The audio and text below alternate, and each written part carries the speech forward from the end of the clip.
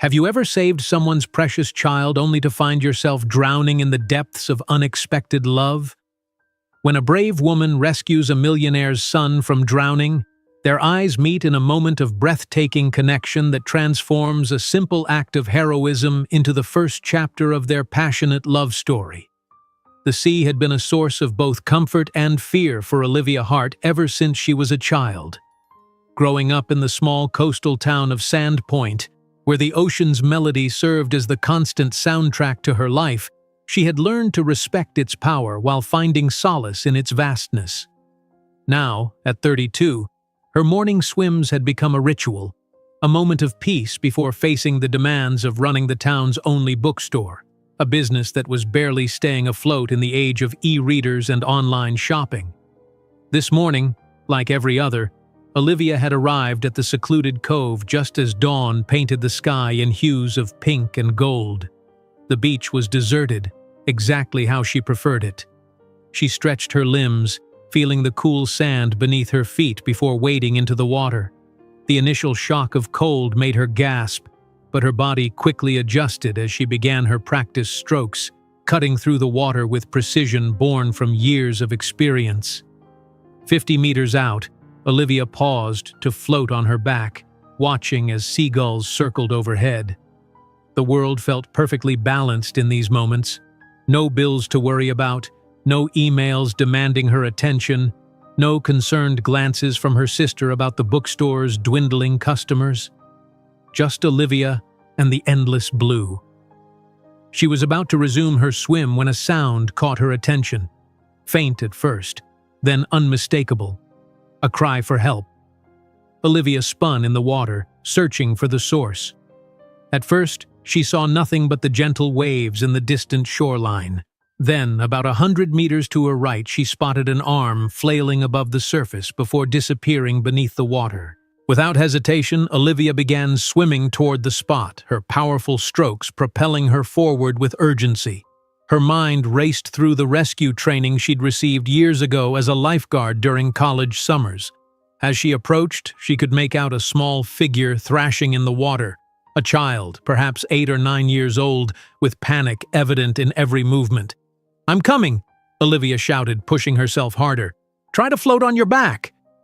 The child, a boy she could now see, couldn't seem to follow her instructions. His movements were becoming weaker, more erratic. Olivia reached him just as he began to sink. She dove beneath the surface, wrapping one arm around his chest and using her free arm to pull them both back to the surface. They broke through with a splash, the boy gasping and coughing as Olivia kept him afloat. "I've got you," she reassured him, her voice steady despite her racing heart. "Just relax. I won't let you go." The boy was trembling, his small body rigid with fear. Olivia began the journey back to shore, using a side stroke to keep the child's head above water. It was slow progress, the weight of them both making each movement a struggle against the pull of the tide. "What's your name?" Olivia asked, trying to keep the boy calm. "Leo," he managed between coughs. "I'm Olivia. You're doing great, Leo. We're almost there." As they neared the shoreline, Olivia heard shouts. A man was running into the water, his expensive-looking suit pants soaked up to the knees as he waded toward them. "Leo! Oh my God, Leo!" The man's voice was raw with panic. With a final push, Olivia's feet found the sandy bottom. She stood, still holding the boy securely as the man reached them, his face a mask of terror and relief.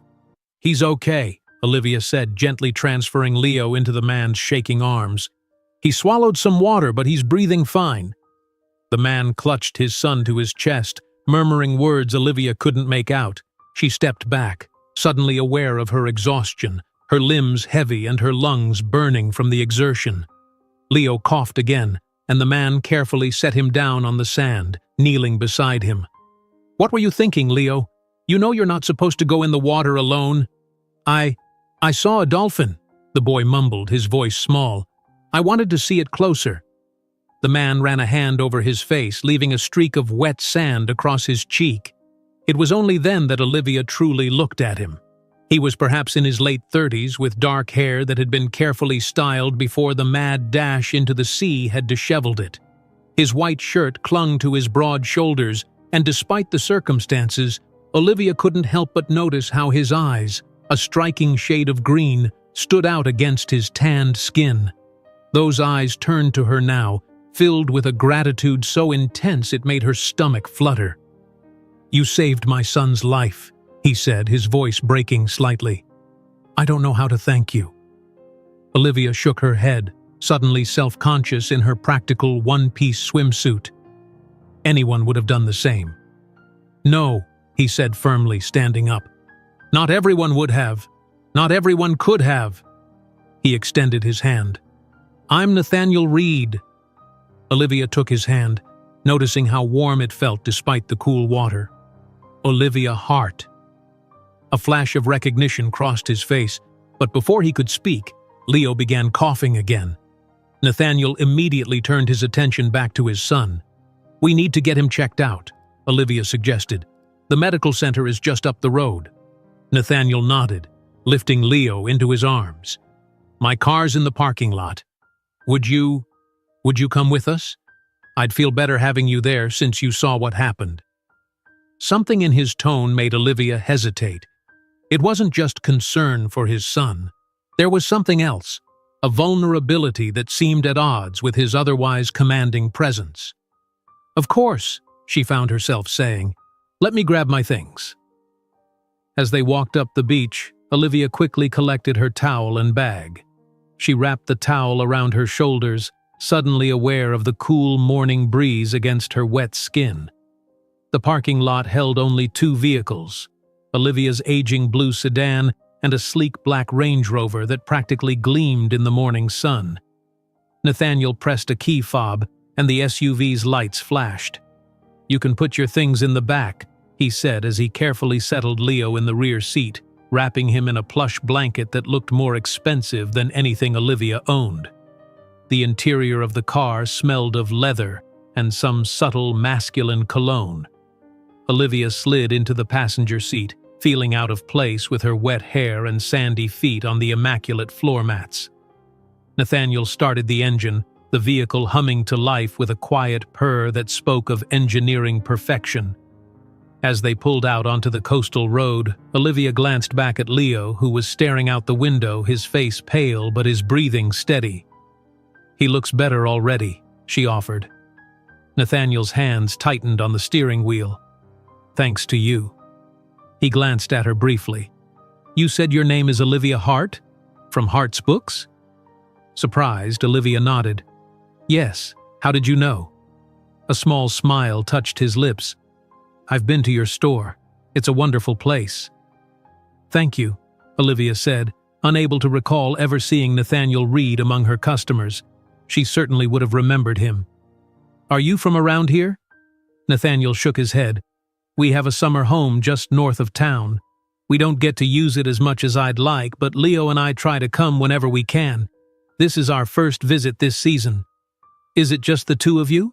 Olivia asked, then immediately regretted the personal question. If Nathaniel was bothered, he didn't show it. "Yes, Leo's mother and I divorced 3 years ago." "I'm sorry," Olivia said automatically. "Don't be. It was for the best." His tone was final, closing the subject. They arrived at the Sandpoint Medical Center, a modest building that served the town's basic healthcare needs. Anything serious required a helicopter ride to the city hospital 70 miles away. Dr. Peterson, whom Olivia had known since childhood, examined Leo thoroughly while Nathaniel paced the small exam room. When the doctor pronounced the boy fine, just a little water in his lungs and a good scare, the relief on Nathaniel's face was palpable.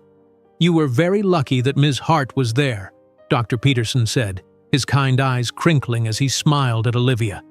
"She's one of our town's treasures, you know." Olivia felt her cheeks warm. "Jim, please." Nathaniel's gaze lingered on her. "I'm beginning to see that." After filling out some paperwork and receiving instructions to keep Leo warm and watch for any signs of respiratory distress, they were free to go. As they exited the center, the morning had fully bloomed into a beautiful day. the sky a perfect cloudless blue. "I should get back to my car," Olivia said, suddenly aware that her hair was drying in salt-stiffened waves and she was still in her swimsuit beneath the towel. "Let me drive you," Nathaniel insisted. "It's the least I can do." The drive back to the cove was quiet, with Leo dozing in the back seat. When they reached the parking lot, Nathaniel turned to her before she could exit the vehicle. "Ms. Hart, Olivia," he began, his voice low so as not to wake his son. "I don't know how to properly thank you for what you did today, if you hadn't been there." "But I was," Olivia said gently. "And Leo's fine. That's all that matters." Nathaniel seemed to be struggling with something. Would you allow me to thank you properly? Perhaps dinner tonight? I know a nice place in town." The invitation caught Olivia off guard. She glanced down at her sandy feet, then back at Nathaniel Reed with his perfect hair and expensive watch that probably cost more than a month's rent for her apartment above the bookstore. "That's not necessary," she began. "I know it's not necessary," he interrupted, a hint of frustration in his tone. "But I'd like to, please." Something in his expression, an earnestness that seemed to cut through his polished exterior, made Olivia reconsider. "All right," she found herself saying, "dinner would be nice." The smile that spread across Nathaniel's face transformed him, softening the sharp angles and lighting up his green eyes. "Wonderful. Shall I pick you up at 7, at your bookstore?" Olivia nodded, suddenly wondering what she had just agreed to. 7 is fine." As she gathered her things and stepped out of the car, Nathaniel rolled down the window. "Olivia?" He hesitated, then simply said, "Thank you. Truly." She watched as the Range Rover pulled away, feeling as though the morning's events had somehow altered the course of her life in ways she couldn't yet comprehend. As she drove home in her own car, the salt drying on her skin and the memory of a pair of grateful green eyes lingering in her mind, Olivia couldn't shake the feeling that saving Leo Reed might have just changed everything. Olivia stood in front of her closet, towel wrapped around her body, hair still damp from the shower, facing what felt like an insurmountable crisis. What does one wear to dinner with a man whose watch probably cost more than her car? "You're overthinking this," she muttered to herself, pushing hangers aside with increasing frustration. Her wardrobe, practical for a small-town bookstore owner, suddenly seemed woefully inadequate. Her phone buzzed on the nightstand. It was her sister, Kate. "Hey, what's up?" Olivia answered, wedging the phone between her ear and shoulder as she continued to rifle through clothes. "Just checking if we're still on for our usual Thursday pizza night," Kate said. "I was thinking of trying that new place on Harbor Street." Olivia hesitated. "Actually, I can't tonight. I have plans." The silence on the other end was brief but loaded. "Plans? Like a date kind of plans?" "Not exactly a date," Olivia hedged. "More like a thank you dinner." "A thank you dinner," Kate repeated slowly. "With whom exactly?" Olivia sighed, knowing her sister wouldn't let this go. "Nathaniel Reed." Kate's gasp was audible. "Nathaniel Reed? As in Reed Enterprises' Nathaniel Reed, the tech mogul who's worth like $1 bazillion? "I don't know about bazillions," Olivia said, pulling out a navy blue dress she'd worn to a cousin's wedding last year. "But yes, that Nathaniel Reed. Why would he? What is happening, Liv?" Olivia briefly recounted the morning's events, downplaying her role in Leo's rescue. By the time she finished, Kate was practically squealing. "This is like something out of a movie. The handsome billionaire whose child you saved wants to take you to dinner. Oh my God, Liv!" "It's not like that," Olivia insisted, though her stomach fluttered at her sister's romanticized version. "He's just being polite, and he's probably not even a billionaire. He's on the Forbes list, Liv. I checked once when his company made that big acquisition last year, and he's single." Kate paused. "You know what this means, right? This could be your meet cute." Olivia rolled her eyes, though Kate couldn't see it. "It's dinner. not a marriage proposal. And I'm pretty sure billionaires don't marry small-town bookstore owners who can barely make rent. Don't sell yourself short, Kate said firmly. You're smart, beautiful, and you saved his kid's life. That's a pretty solid foundation. After promising to call with details later, Olivia hung up and returned to her closet dilemma. She finally settled on the navy dress, which was simple but elegant, with a modest neckline and a hem that fell just above her knees. She paired it with her only decent heels, strappy sandals in a soft gold, and a delicate necklace that had belonged to their mother. Looking in the mirror, Olivia allowed herself a moment of honesty. She did look nice. The dress complemented her athletic figure, and her sun-kissed skin glowed against the dark fabric. She'd let her chestnut hair air dry into its natural waves and applied just enough makeup to enhance her features without looking overdone. It's just dinner, she reminded her reflection, ignoring the flutter of anticipation in her chest. Downstairs, Olivia moved through the bookstore, straightening already neat stacks and adjusting displays that didn't need adjusting. Hart's Books had been her parents' legacy, a charming independent bookstore that had once been the heart of Sandpoint's main street. Now, with the big chains and online retailers dominating the market, it was a struggle to keep the doors open. But Olivia refused to give up. This place was more than a store to her. It was home. The bell above the door chimed at precisely 7 o'clock. Olivia looked up to see Nathaniel Reed stepping into her world, his presence somehow making the cozy space seem smaller. He'd changed from his ruined suit into dark jeans and a light blue button-down shirt that made his eyes appear even more intensely green. His dark hair was artfully tousled, and he was clean-shaven, highlighting the strong line of his jaw. "Hello?"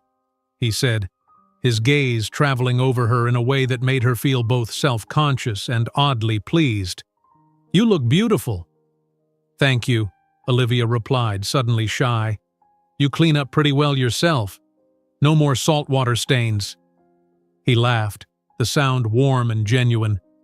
"I'm afraid that suit is beyond saving. Small price to pay, though." His expression softened. "Leo wanted me to give you this." From behind his back, Nathaniel produced a small, carefully wrapped package. Olivia accepted it, touched by the gesture. He insisted on picking it out himself, Nathaniel explained as she unwrapped it to reveal a delicate glass figurine of a dolphin. "He said it was because he was chasing a dolphin when you found him." Olivia ran her finger over the smooth glass. "It's lovely. How is he doing?" "Much better. He's with Mrs. Henderson, an elderly neighbor who watches him occasionally. She promised him cookies and a movie marathon." Nathaniel's smile turned wry.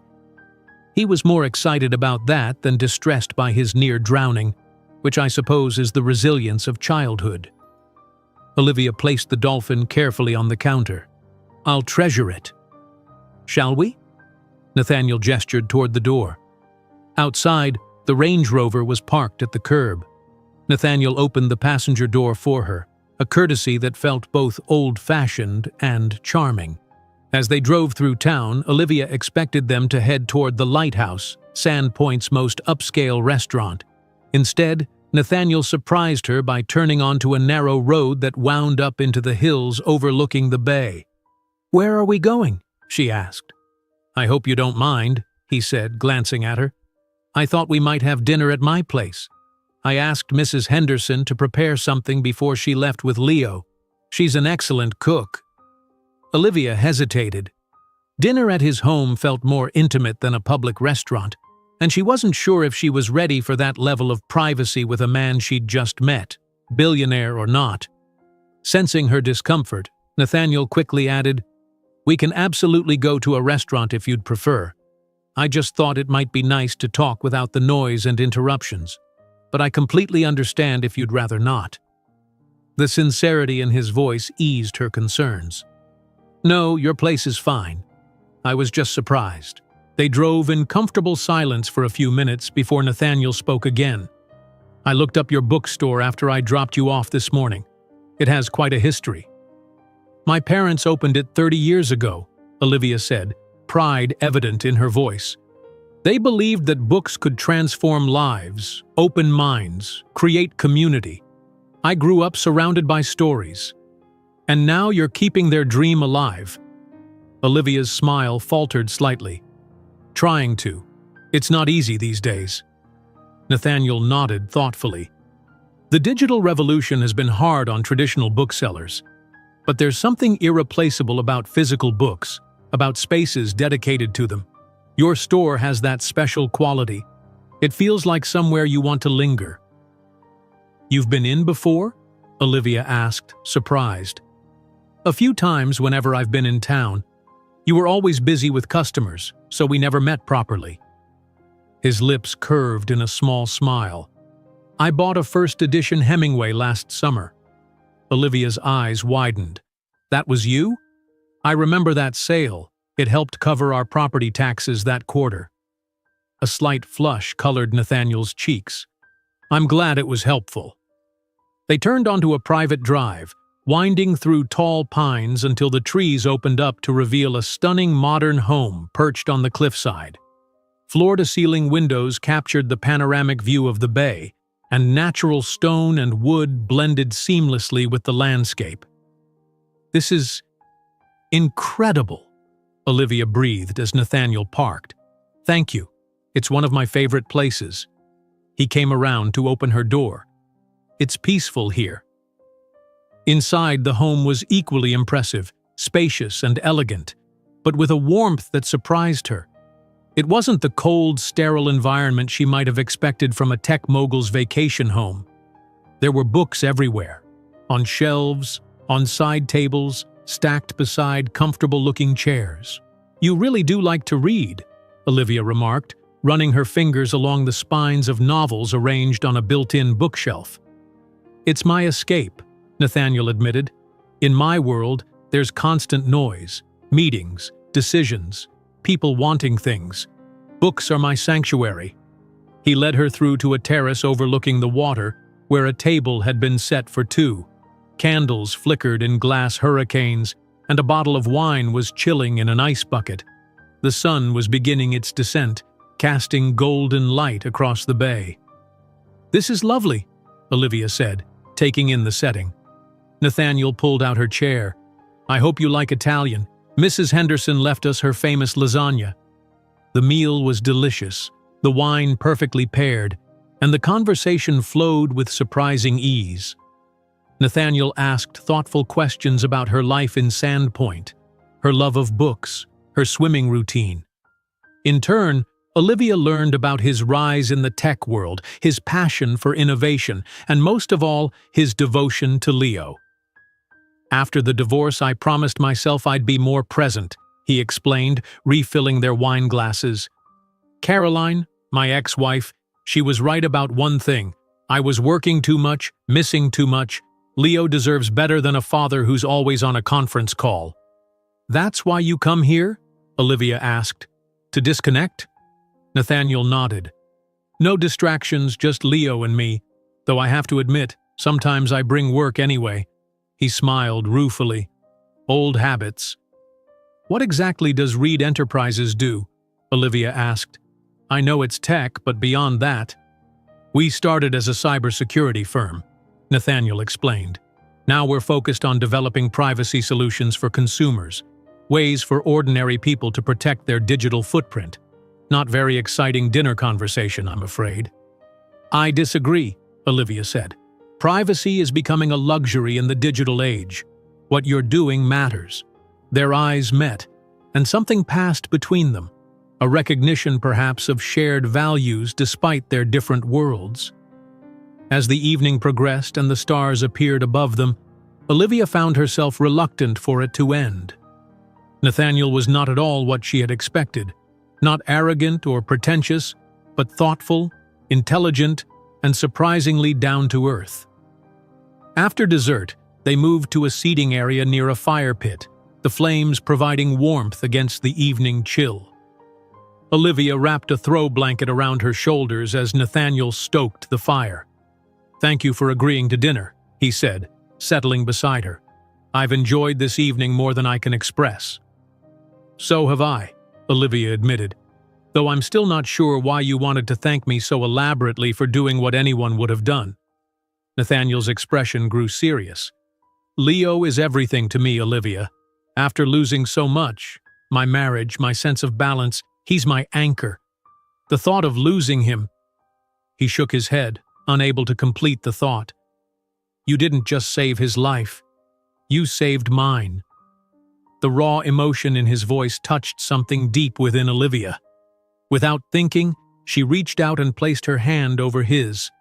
Nathaniel turned his palm up, their fingers intertwining with a naturalness that belied their brief acquaintance. "I'm glad I was there," she said softly. Nathaniel's gaze dropped to their joined hands, then back to her face. The air between them seemed charged with possibility. He leaned forward slightly, and Olivia felt herself drawn toward him, her heart racing. The moment was broken by the sound of a car coming up the drive. "That must be Mrs. Henderson bringing Leo home," Nathaniel said, reluctantly releasing her hand. Olivia nodded, both disappointed and relieved by the interruption. Whatever was happening between them was moving fast, perhaps too fast. Moments later, Leo burst onto the terrace, his eyes lighting up when he saw Olivia. "You came!" he exclaimed, rushing toward her. "I did," Olivia smiled, surprised by the warmth of Leo's welcome. "Your dad invited me for dinner. And thank you for the dolphin.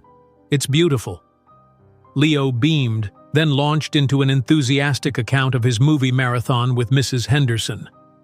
Olivia listened attentively, charmed by his energy and the way his hands gestured wildly as he spoke. As she watched father and son together, Olivia felt a tug of something unexpected, longing perhaps for this kind of connection, this kind of family.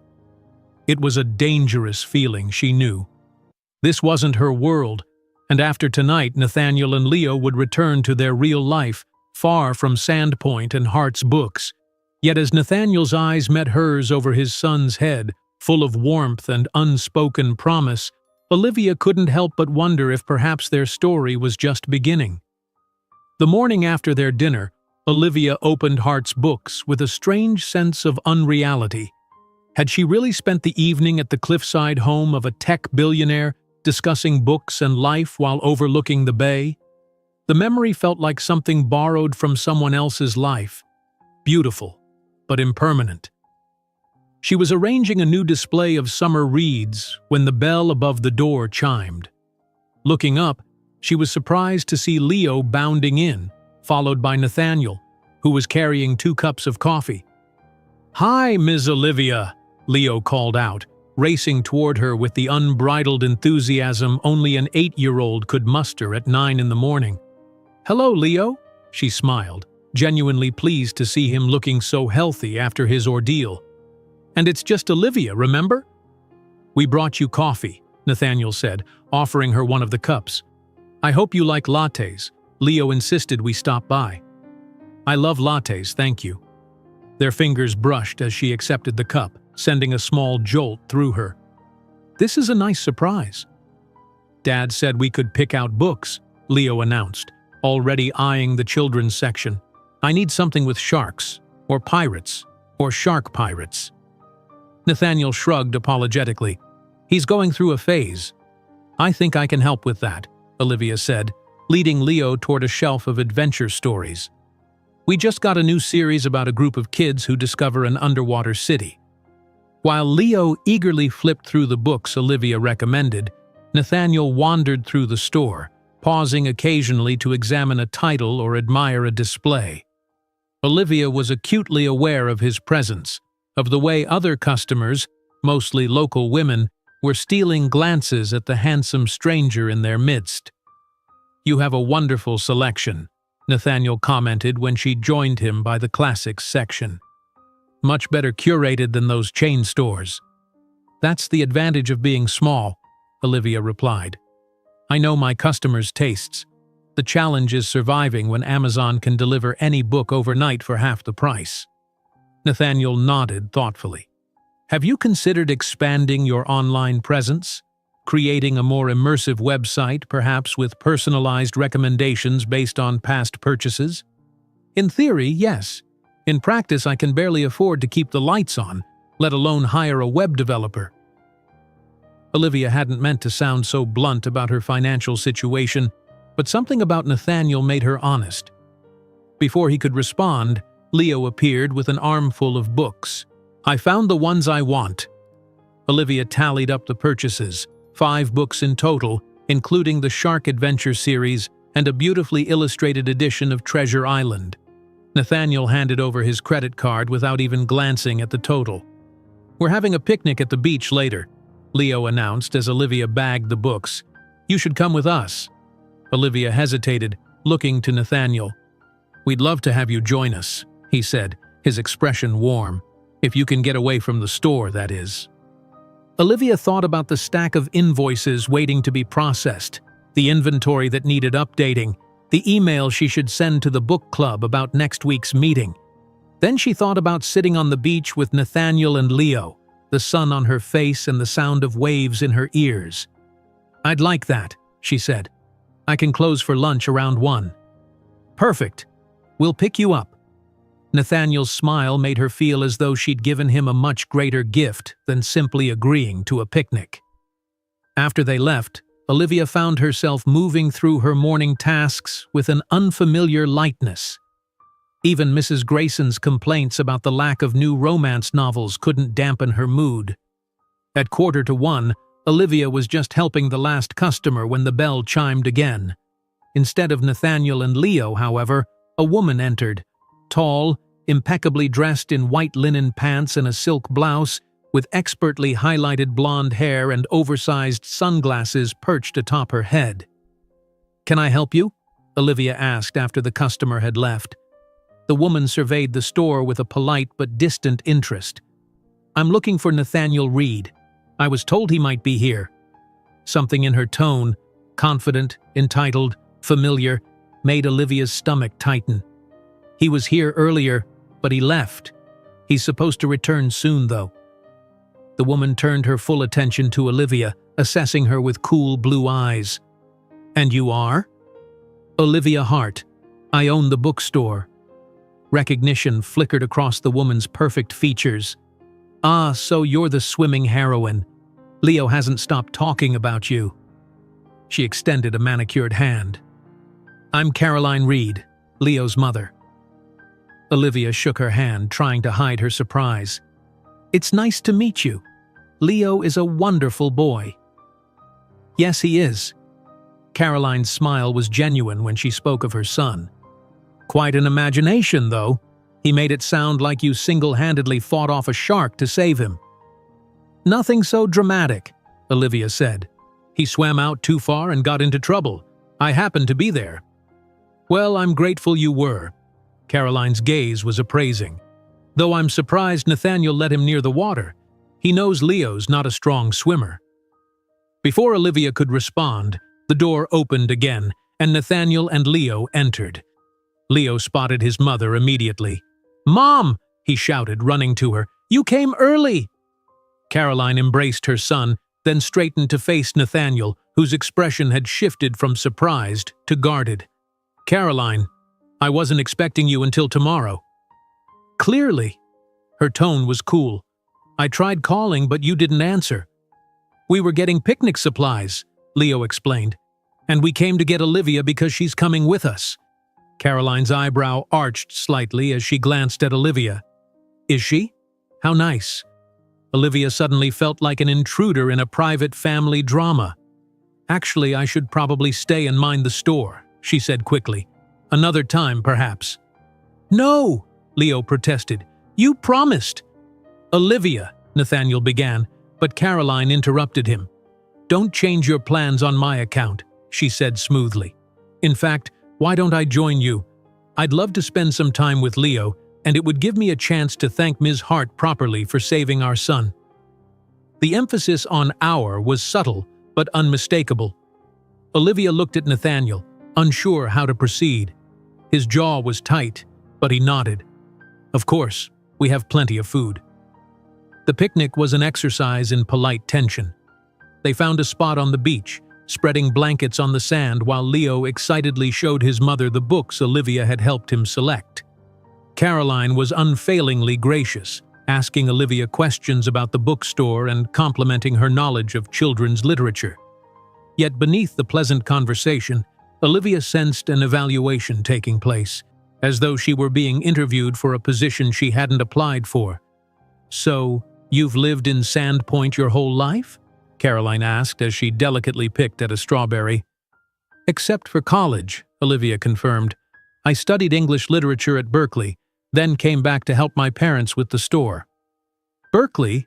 Caroline nodded approvingly. "That's where Nathaniel and I met.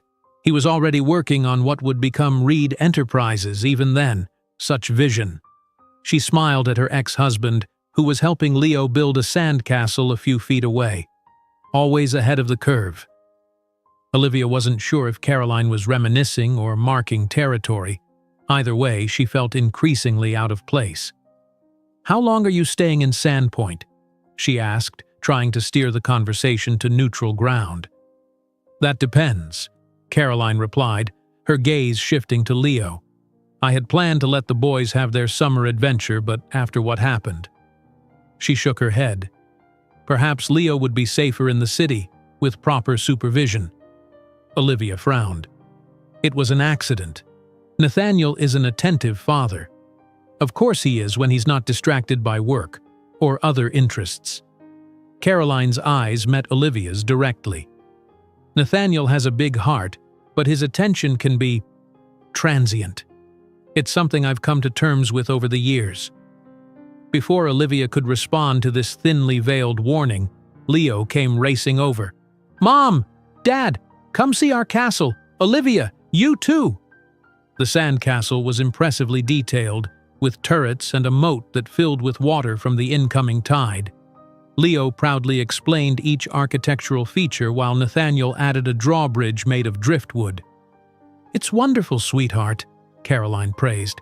"But we should probably pack up soon. The tide's coming in." "Not yet," Leo pleaded. "I want to swim first." A flicker of anxiety crossed Nathaniel's face.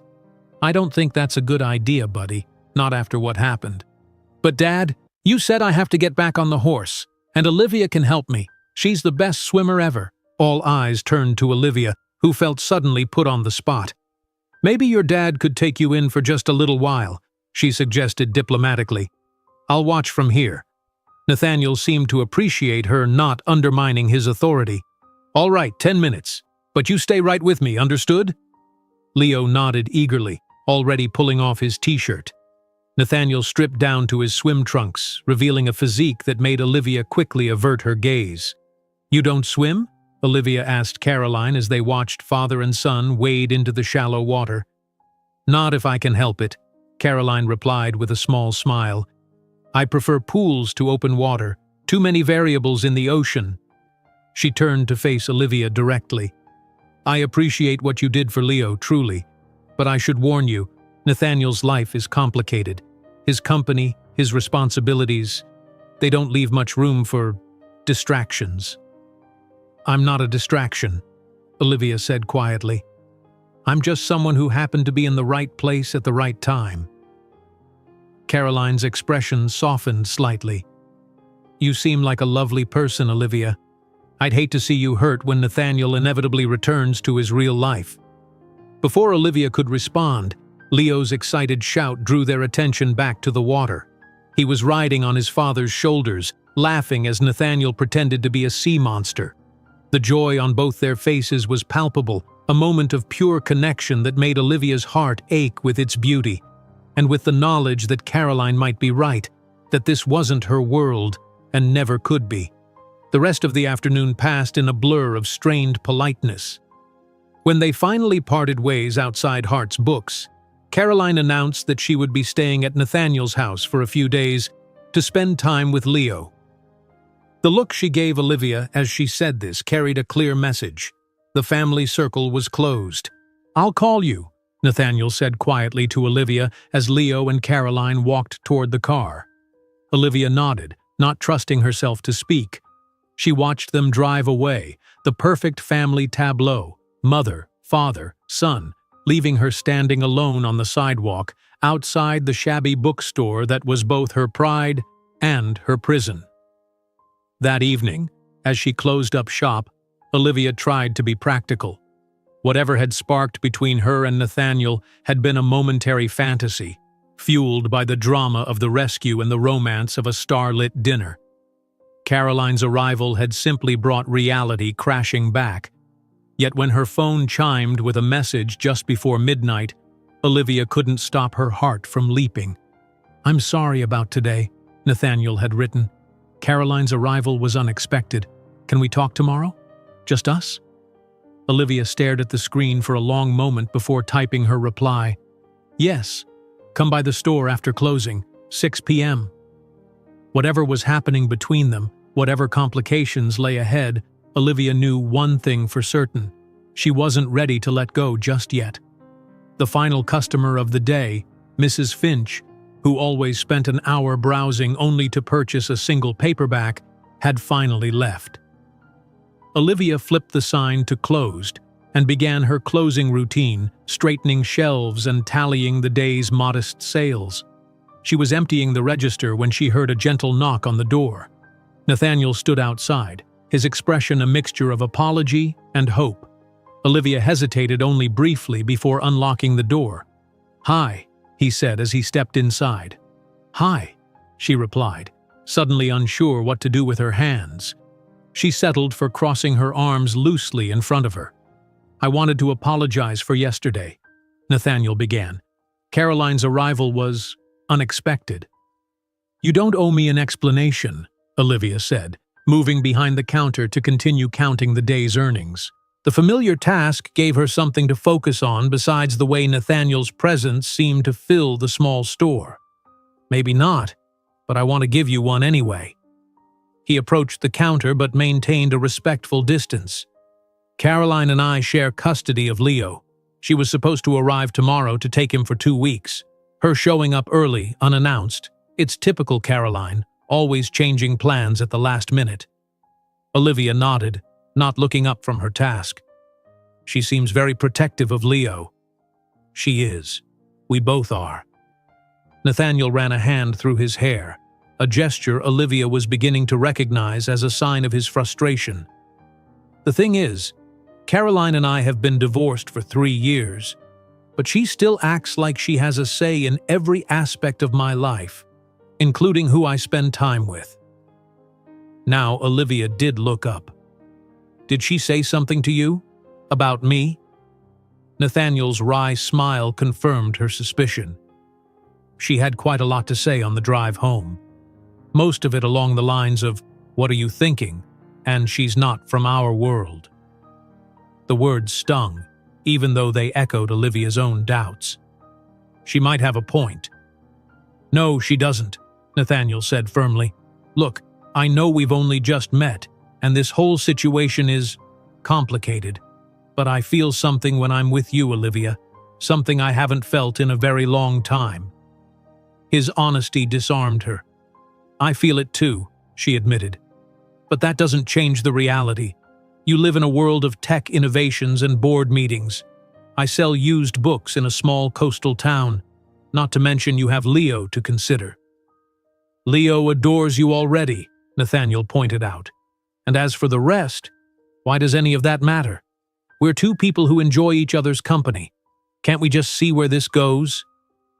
Olivia wanted to believe it could be that simple, but Caroline's warning echoed in her mind. "Your ex-wife seems to think I'm just a distraction, something that will hold your attention until you return to your real life." Nathaniel's expression hardened. "Caroline doesn't get to decide what's real in my life." He stepped closer, placing his hands on the counter. "The night you saved Leo, I was on the phone with my CFO, arguing about whether to delay a product launch. That's been my life for the past decade. Constant decisions, constant pressure. But since meeting you, I've felt something different, something better." His words sent a warmth through Olivia that had nothing to do with the summer evening. Still, she hesitated. "What exactly are you asking for, Nathaniel?" "Time," he said simply. "Time to get to know each other. Caroline will take Leo tomorrow for her scheduled 2 weeks. I had planned to return to San Francisco, but I could stay in Sandpoint. We could have dinner again or go sailing or just walk on the beach. Whatever you want. The idea of having Nathaniel to herself for 2 weeks was both thrilling and terrifying. What about your work? Your constant decisions? I have a capable team, and the beauty of technology is that I can work from anywhere. His smile was both wry and hopeful. What do you say, Olivia? Will you give us a chance? Before she could answer, the bell above the door chimed. Olivia looked up, startled. She was sure she'd locked it after letting Nathaniel in. Leo burst into the store, followed by an exasperated-looking Caroline. "I told you to wait in the car," Caroline said, her tone sharp. "But I wanted to see Olivia," Leo protested. His face brightened when he spotted her.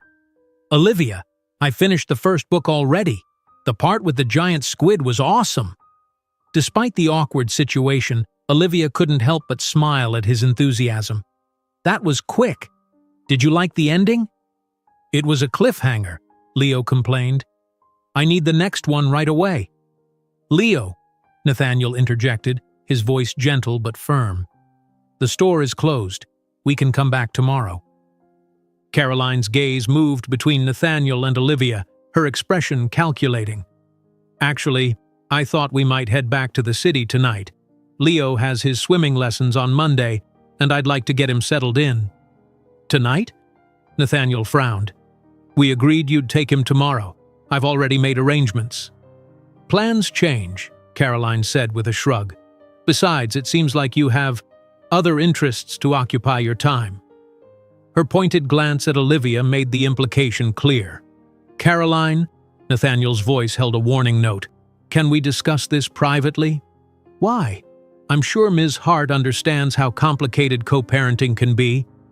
Caroline's smile was polite but cool. "And as Leo's mother, I need to ensure he's getting the stability and attention he deserves." The underlying accusation hung in the air that Nathaniel's interest in Olivia somehow threatened his ability to be a good father. "I want to stay with Dad," Leo announced, oblivious to the tension between the adults. "We're supposed to go fishing on Sunday." "We can go fishing at the lake house," Caroline countered. "You love it there." "It's not the same," Leo insisted. "And Dad promised to take me and Olivia sailing." All eyes turned to Olivia, who felt trapped in a family drama she had no place in. "Leo, I'm sure whatever your parents decide will be what's best for you," she said carefully. "See? Even Olivia agrees," Caroline said triumphantly. "Now let's go pack your things, sweetheart." "But," Leo began to protest. "Leo," Nathaniel crouched down to his son's level, "why don't you go wait in the car with your mom? I'll be right out, and we can talk about this more at home." After a moment of hesitation, Leo reluctantly allowed Caroline to lead him out. As the door closed behind them, Nathaniel turned back to Olivia, his expression apologetic. "I'm sorry about that. Caroline is, well, she's always been skilled at manipulation." "She's just protecting her son," Olivia said, though she wasn't sure why she was defending Caroline. "No, she's asserting control," Nathaniel corrected. "This isn't about Leo's well-being. It's about making sure I don't have anything in my life that she doesn't approve of." "And I definitely fall into that category," Olivia said with a small, sad smile. Nathaniel moved closer, taking her hands in his. "I don't care what Caroline thinks, or what anyone thinks for that matter. I care about what I feel when I'm with you." His touch sent a current through her, making it hard to think clearly. "And what do you feel?" "Alive," he said simply. "More alive than I've felt in years." The sincerity in his eyes made Olivia's resistance crumble. Before she could second-guess herself, she leaned forward and pressed her lips to his. The kiss was gentle at first, a question more than a demand. But when Nathaniel's arms wrapped around her, pulling her closer, the kiss deepened into something more urgent, more honest. Olivia felt herself responding with a hunger that surprised her, her hands moving to his shoulders, his neck, his hair. When they finally broke apart, both breathing heavily, Nathaniel rested his forehead against hers. "I've been wanting to do that since the night of our dinner," he confessed. "Me too," Olivia admitted. "But this complicates things even more." "I don't care," Nathaniel said, his voice rough with emotion. "I'll handle Caroline. I'll handle whatever comes. Just tell me you want this too." Olivia knew she should be cautious. She knew all the reasons this was a bad idea, their different worlds, his ex-wife's hostility, the complications of his life with Leo. But in that moment, with the taste of him still on her lips, she couldn't bring herself to be practical. "I want this," she whispered. "I want to see where this goes." Nathaniel's smile was like the sun breaking through clouds. He kissed her again, more gently this time, a promise of things to come. "I should go deal with Caroline," he said reluctantly, "but I'll call you later." Olivia nodded, already missing his warmth as he stepped away. "Good luck." After Nathaniel left, Olivia leaned against the counter, her fingers touching her lips as if to preserve the feeling of his kiss. She knew she had just crossed a line, one that would forever change her quiet, predictable life. The question was whether that change would bring joy or heartbreak. As promised, Nathaniel called later that night. The conversation with Caroline had been tense but productive. She had agreed to stick to the original plan, taking Leo the next day rather than that night. But there was a condition.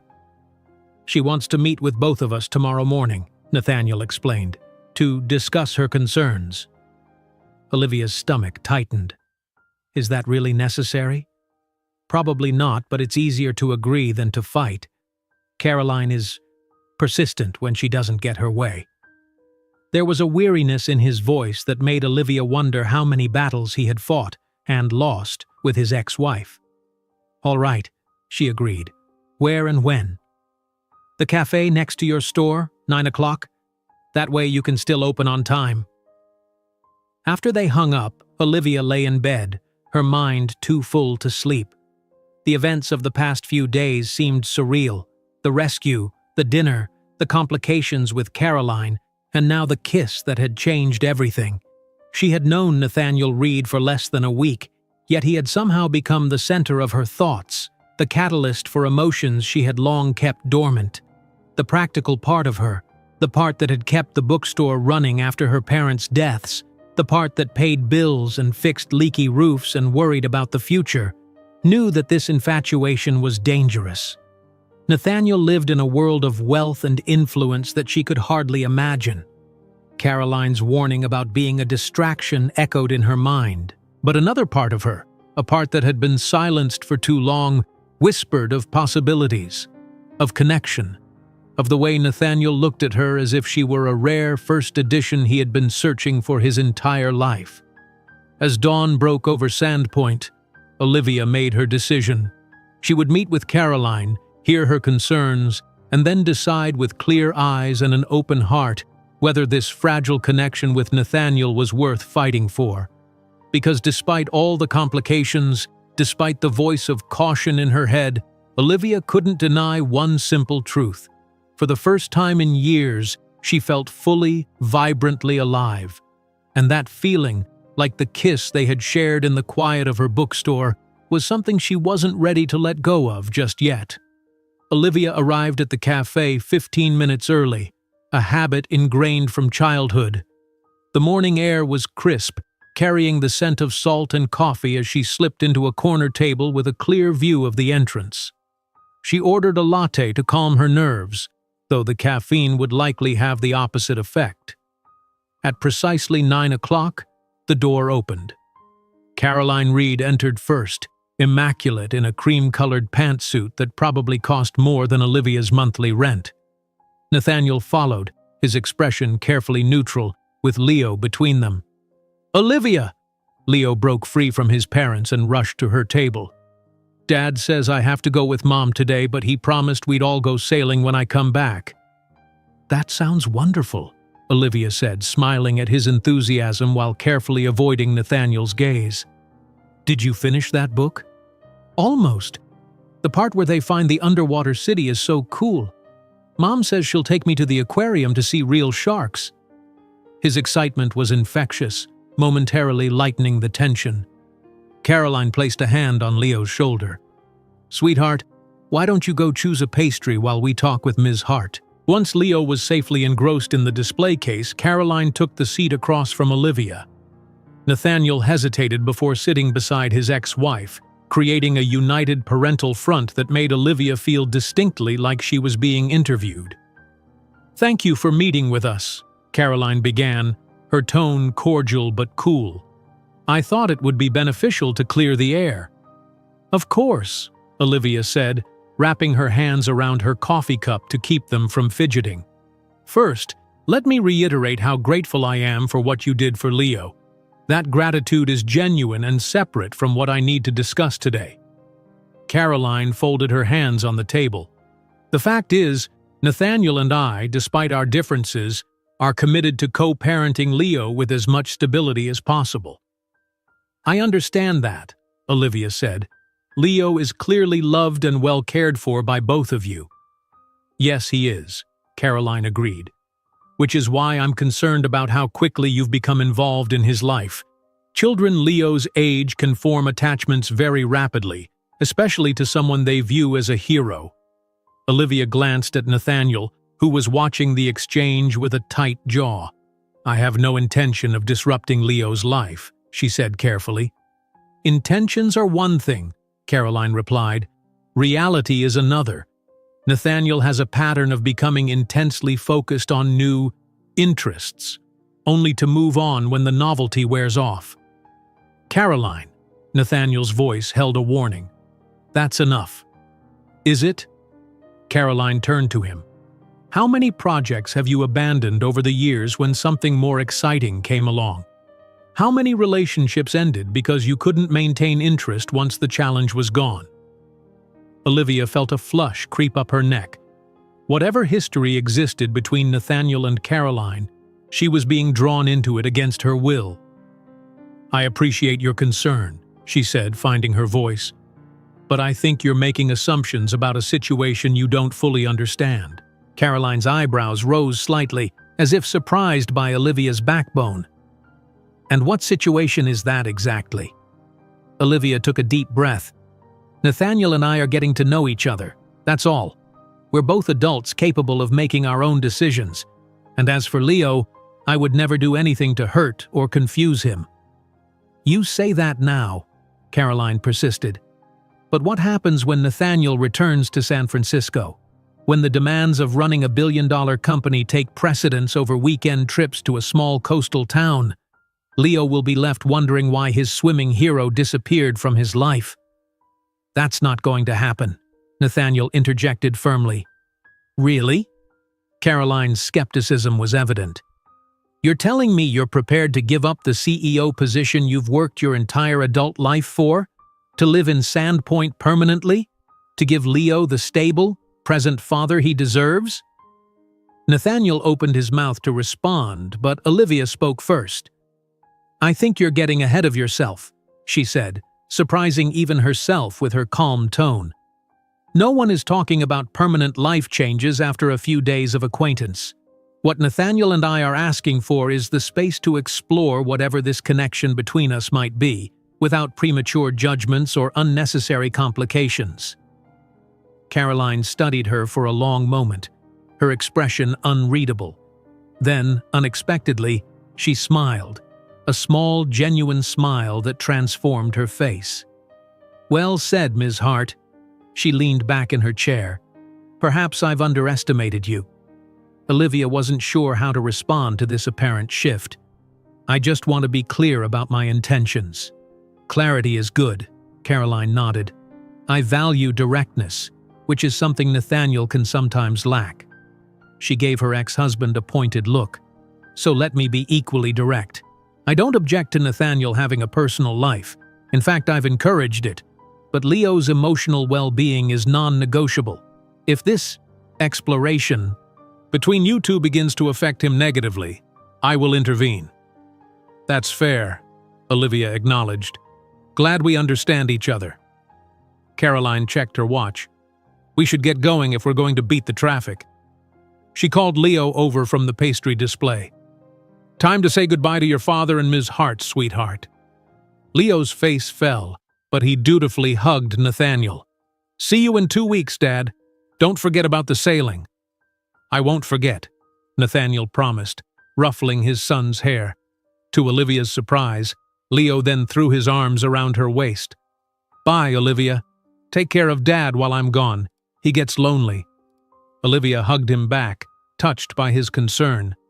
"I'll do my best." As Caroline gathered her purse and Leo's backpack, she paused beside Olivia. "He's not as invincible as he pretends to be," she said quietly, nodding toward Nathaniel, who was helping Leo with his jacket. "Never has been." Before Olivia could respond to this unexpected confidence, Caroline was ushering Leo toward the door. They paused for one final wave before disappearing into the bright morning. A heavy silence fell between Olivia and Nathaniel. Finally, he spoke. "I'm sorry about that. Caroline can be intense." "Actually, it went better than I expected," Olivia admitted. "She's protective of Leo, but I understand that." Nathaniel reached across the table to take her hand. "Thank you for coming, and for standing your ground. Caroline respects strength, even if she'd never admit it." "I wasn't trying to be strong. I was just being honest." Olivia intertwined her fingers with his. "Was she right, though? About you losing interest when the challenge is gone?" Nathaniel's expression grew serious. "In business, maybe. I do tend to move from project to project once the initial problem is solved. But in my personal life?" He shook his head. "Caroline and I had problems long before we divorced, most stemming from my workaholic tendencies and her need for control. But it wasn't about losing interest." Olivia nodded, processing this. "So what now? You have 2 weeks without Leo." "Now," Nathaniel smiled, "we get to know each other properly. No family drama, no near-drowning emergencies, just us." The prospect was both thrilling and terrifying. "I do have a bookstore to run," Olivia reminded him. "And I have a company to oversee," he acknowledged. "But we both have evenings free. And maybe you could take a day off? When was the last time you had a proper day to yourself?" Olivia tried to remember. "Before my parents died, probably, 3 years ago." "Then it's long overdue." Nathaniel's thumb traced circles on her palm, sending shivers up her arm. "Say yes, Olivia. Give us these 2 weeks." Looking into his hopeful eyes, Olivia found she couldn't refuse. Yes. The next 2 weeks unfolded like a dream. Each day, Nathaniel would work remotely from his cliffside home while Olivia tended to the bookstore. But each evening, they were together, sometimes at fine restaurants in neighboring towns, sometimes walking barefoot along the beach, sometimes simply sitting on Olivia's small balcony above the bookstore, talking until the stars filled the sky. Olivia learned about Nathaniel's childhood as the son of a Silicon Valley pioneer, the pressure he had felt to succeed, the drive that had made him a tech prodigy, but a distant husband. Nathaniel discovered Olivia's passion for literature, her struggle to keep her parents' legacy alive, her quiet strength in the face of mounting financial difficulties. On her day off, Nathaniel took her sailing on a sleek yacht he had rented from the marina. The day was perfect. Clear skies, a steady breeze, and the endless blue horizon stretching before them. As they anchored in a secluded cove for lunch, Olivia found herself sharing hopes and fears she had never voiced aloud. "The bookstore is failing," she admitted, watching gulls circle overhead. "I've tried everything: book clubs, author events, a small cafe in the corner. But each month we lose more ground to online retailers. At this rate, I'll have to close by Christmas." Nathaniel's expression was thoughtful as he refilled their wine glasses. "Have you considered specializing? Focusing on rare books or first editions? Something that would draw collectors?" "That requires capital I don't have," Olivia said, the familiar weight of worry settling on her shoulders. "The building needs repairs. The inventory needs updating. I've been running on fumes and stubbornness for the past year." "Would you consider taking on an investor?"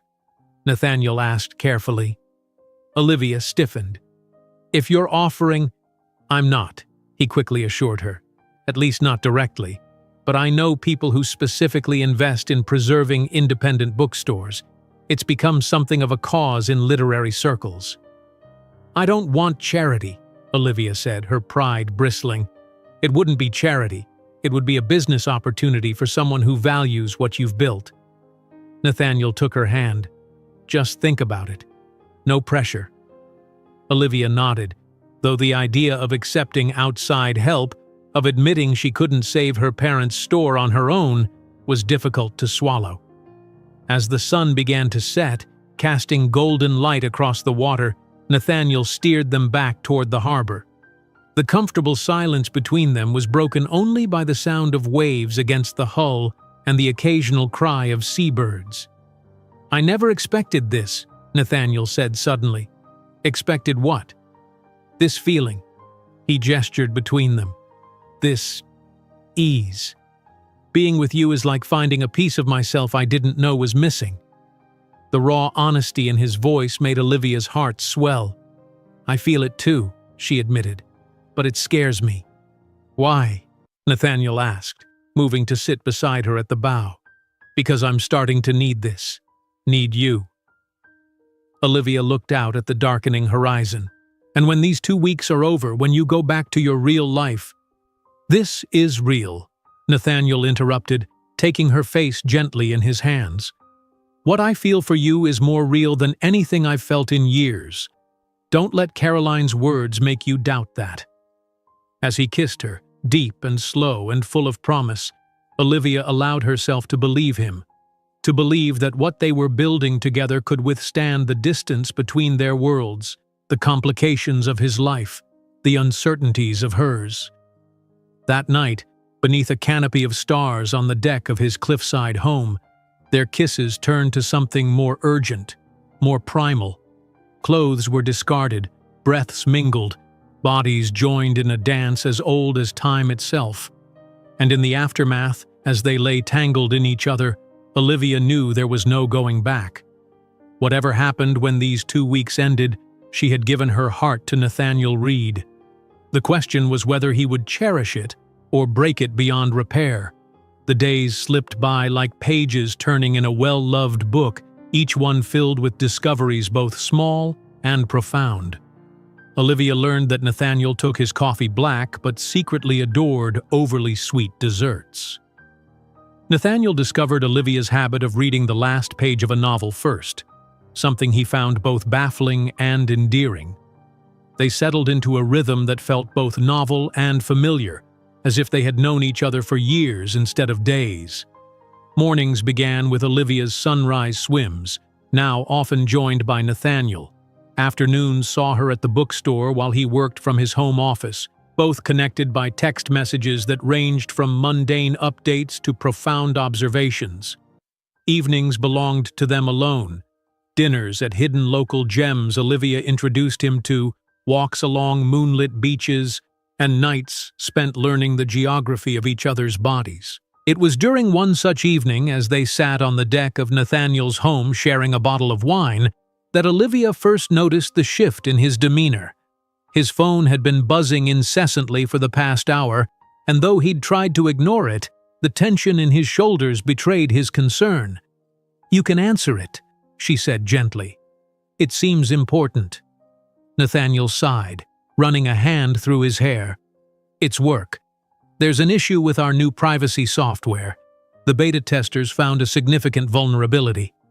Shouldn't your team be able to handle it?" "They should, and normally they would." His expression grew troubled. "But this particular problem might affect our entire security framework. If word gets out before we fix it, our stock could take a serious hit." Olivia nodded, though the world of stock prices and security frameworks was foreign to her. "Do what you need to do. I understand." With a grateful smile, Nathaniel took the call. What followed was a conversation filled with technical jargon Olivia couldn't begin to decipher. She sipped her wine and gazed out at the ocean, trying not to feel like an outsider in his world. When he finally hung up, Nathaniel's expression was grim. "I need to fly back to San Francisco tomorrow, just for a day or two. This requires my direct attention." Olivia nodded, ignoring the sinking feeling in her stomach. "Of course, your company needs you." "I'm sorry," he said, reaching for her hand. "This isn't how I wanted our time together to end." "It's not ending," Olivia said firmly, though she wasn't entirely convinced. "It's just a brief interruption. Besides, Leo will be back soon, and we all have that sailing trip to look forward to." Nathaniel pulled her close, his kiss a silent promise of return. Later, as they lay tangled in his sheets, his arms wrapped protectively around her, Olivia tried to quiet the voice in her head that whispered this might be the beginning of the end. That Caroline's warning about being a distraction from his real life was proving prophetic sooner than expected. The next morning, Olivia watched as Nathaniel packed an overnight bag. The casual domesticity of the scene, him deciding which shirts to take, her sitting cross-legged on his bed, made her heart ache with its temporary nature. "I'll be back before you know it," he promised, zipping the bag closed. 2 days, 3 at most." "I'll hold down the fort," Olivia smiled, determined not to show her anxiety. "The bookstore keeps me busy anyway." Nathaniel paused, studying her face. "Are you worried about something?" Olivia hesitated, then decided honesty was best. "A little. This is the first test of whatever this is between us. Long distance, even temporarily, changes things." "Not between us," Nathaniel said with such conviction that Olivia almost believed him. "I've spent years chasing success, Olivia. I've missed birthdays, holidays, entire chapters of Leo's childhood because I thought the next deal, the next product, the next milestone was what mattered. I'm not making that mistake again." He sat beside her on the bed, taking both her hands in his. "These past 2 weeks have shown me what's truly important. You. This connection we've found. I'm not going to let distance or work or anything else jeopardize that." Olivia wanted to believe him, but the reality of their different lives, his in the fast-paced world of tech innovation, hers in the quiet routine of a small coastal town, seemed suddenly more pronounced. "Just come back," she said simply. "Wild horses couldn't keep me away." His kiss was a promise sealed in warmth and certainty. After Nathaniel left for the airport, Olivia returned to her apartment above the bookstore, the space feeling emptier than it had before. She opened the store as usual, greeting her regular customers with a smile that didn't quite reach her eyes. By mid-afternoon, Olivia sensed a shift in the atmosphere. Mrs. Grayson and her friend Mrs. Peterson lingered longer than usual by the new releases, their heads bent together in whispered conversation. They fell silent when Olivia approached to offer assistance. "Finding everything all right?" she asked.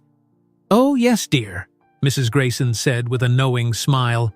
"We were just discussing the excitement in town lately." "Excitement?" Olivia repeated, though she had a sinking feeling she knew what they meant.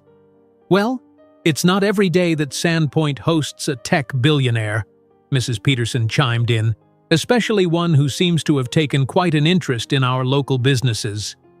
The emphasis on businesses made it clear they weren't talking about commercial investment.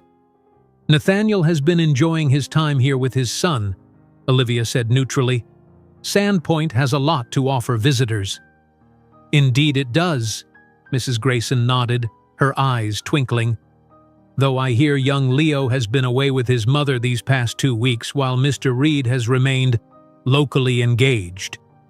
Olivia felt heat rise to her cheeks.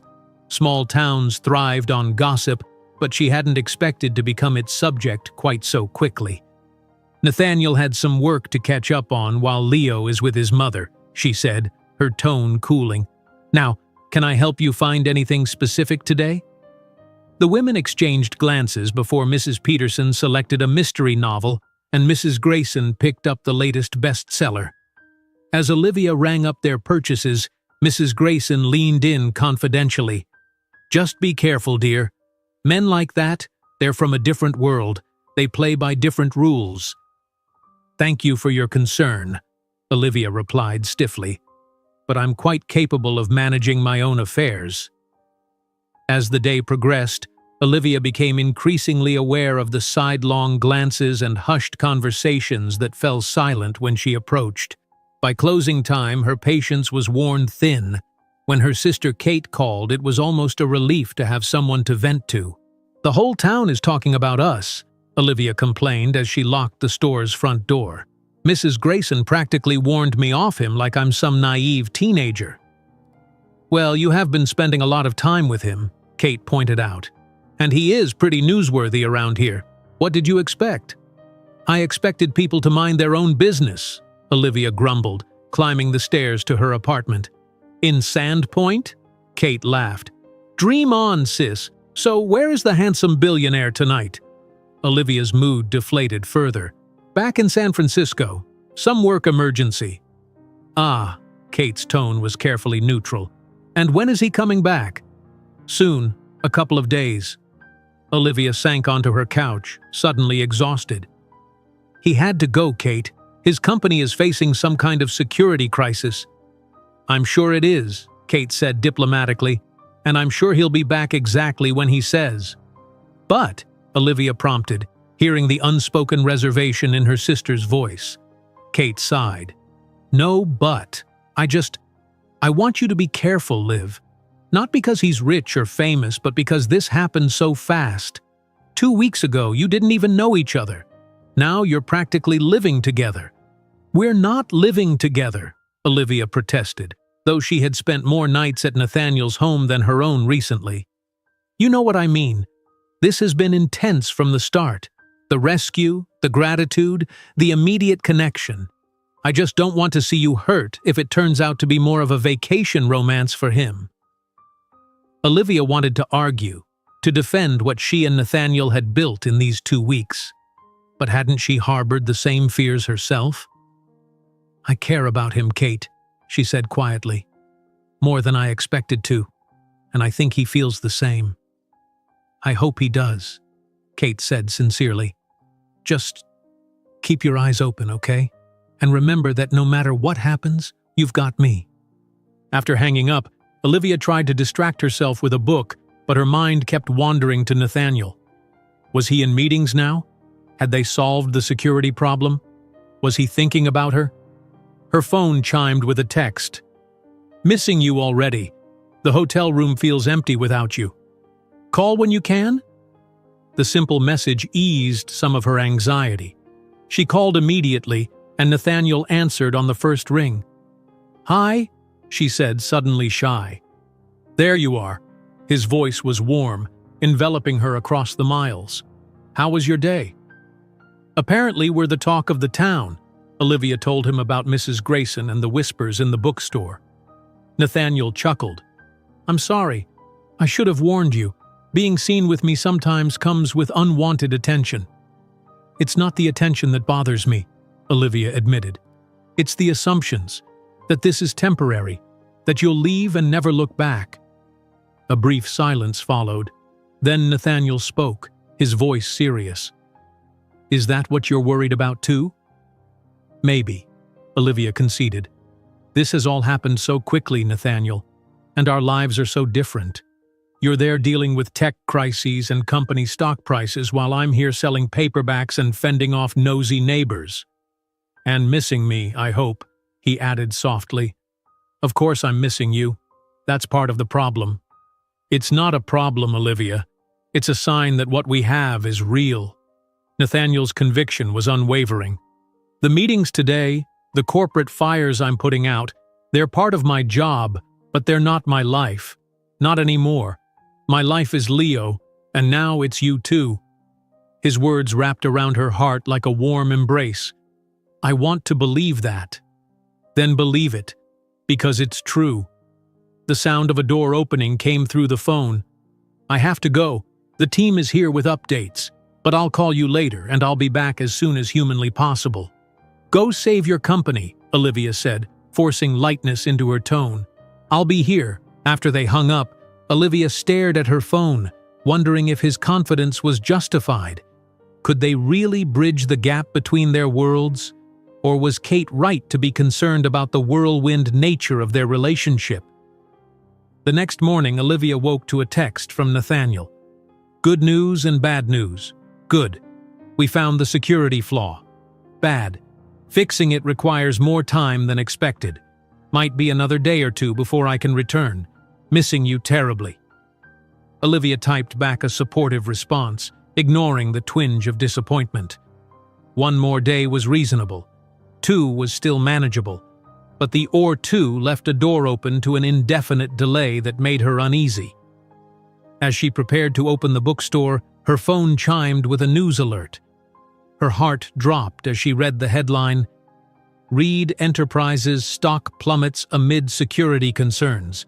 CEO Nathaniel Reed calls emergency board meeting." Whatever was happening in San Francisco, it was clearly more serious than Nathaniel had let on.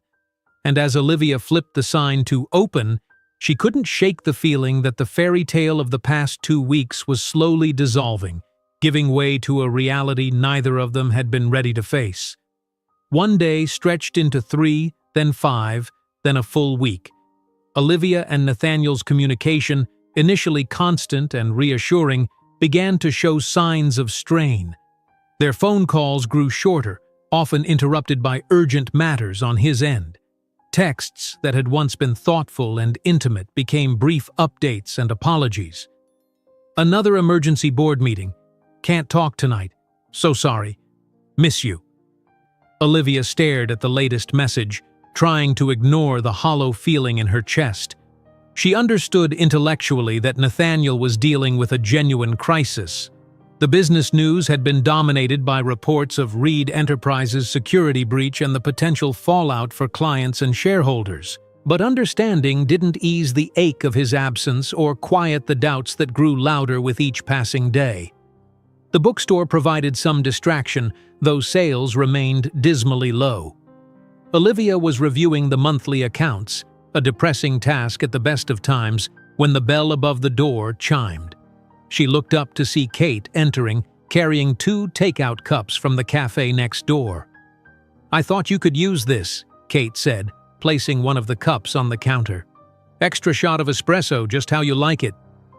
"You're a lifesaver," Olivia said gratefully, inhaling the rich aroma. "I was just looking at the numbers for July. They're not great." Kate peered over her shoulder at the ledger. "That bad?" "Worse," Olivia sighed. "At this rate, I'll have to dip into my personal savings just to cover next month's overhead, and there's not much left there." "What about that investor Nathaniel mentioned?" Kate asked, perching on a stool beside the counter. Olivia shook her head. "We never got around to discussing details before he left, and now—" She gestured vaguely, unwilling to articulate her growing fear that Nathaniel might not return to Sandpoint at all. Kate studied her sister's face. "Still no word on when he's coming back?" "It's been one more day for a week now." Olivia tried to keep the bitterness from her voice. "I get it. His company is in crisis, but it feels like I'm getting pushed further and further down his priority list. Have you told him how you feel?" "When?" Olivia laughed without humor. "Between his board meetings and damage control press conferences. Besides, what right do I have to demand his attention during the biggest crisis of his career?" "The right of someone who cares about him," Kate said simply, "and someone he supposedly cares about." Before Olivia could respond, her phone buzzed with an incoming call. Her heart leaped when she saw Nathaniel's name on the screen. "I should take this," she said, already reaching for the phone. Kate nodded, giving her sister's arm a supportive squeeze before moving to browse the bookshelves, providing some privacy. "Hey," Olivia answered, trying to sound casual rather than desperate. "Olivia?" Just the way Nathaniel said her name with such warmth and relief eased some of her anxiety. "God, it's good to hear your voice. I'm so sorry about the radio silence." "It's okay. I know you're dealing with a lot."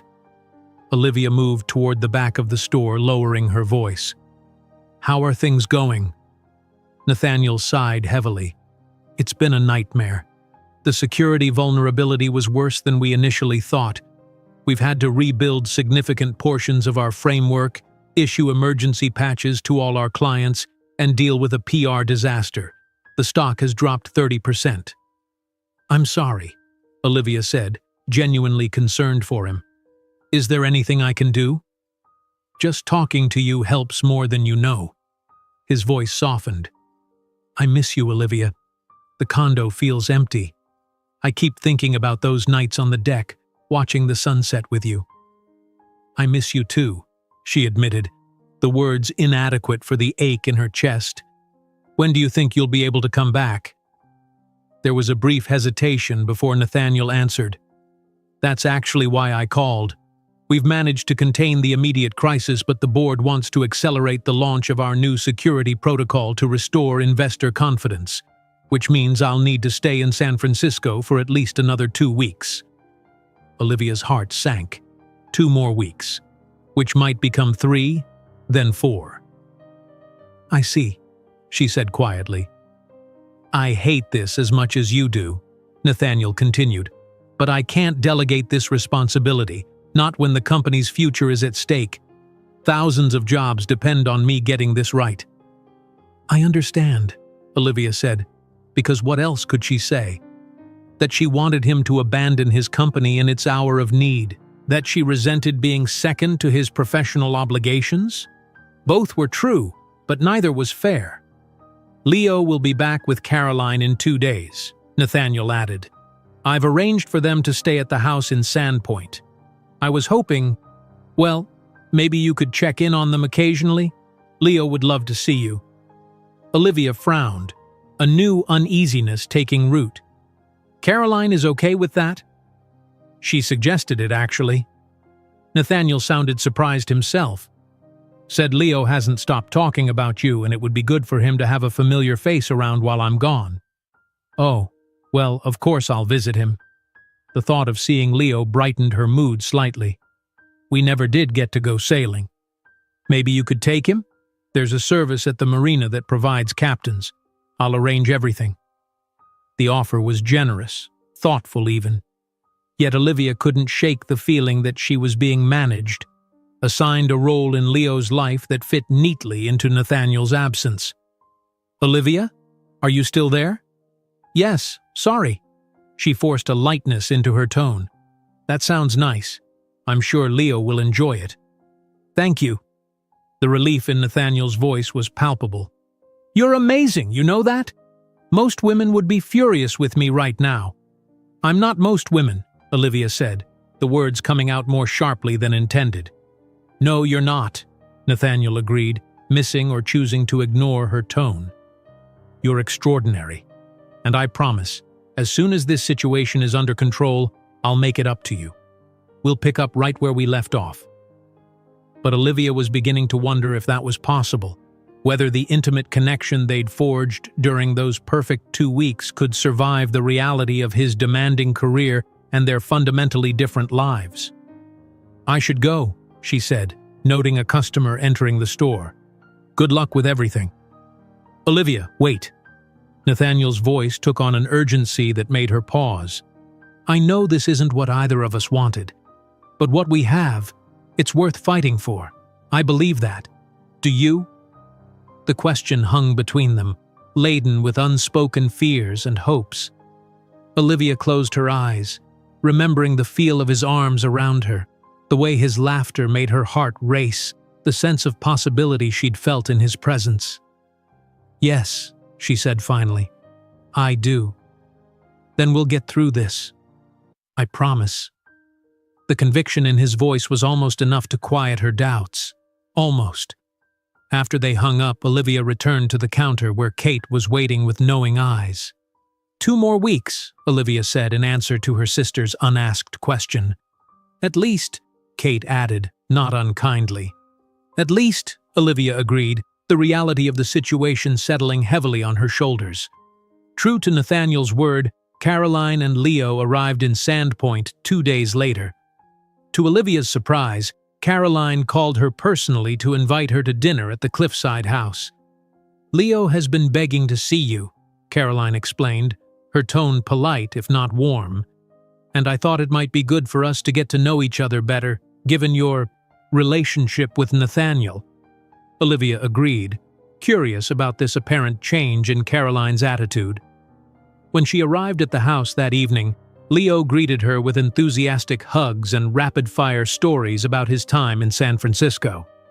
Caroline, elegant as always in white linen pants and a silk blouse, was gracious and welcoming, showing none of the territorial wariness from their previous encounters.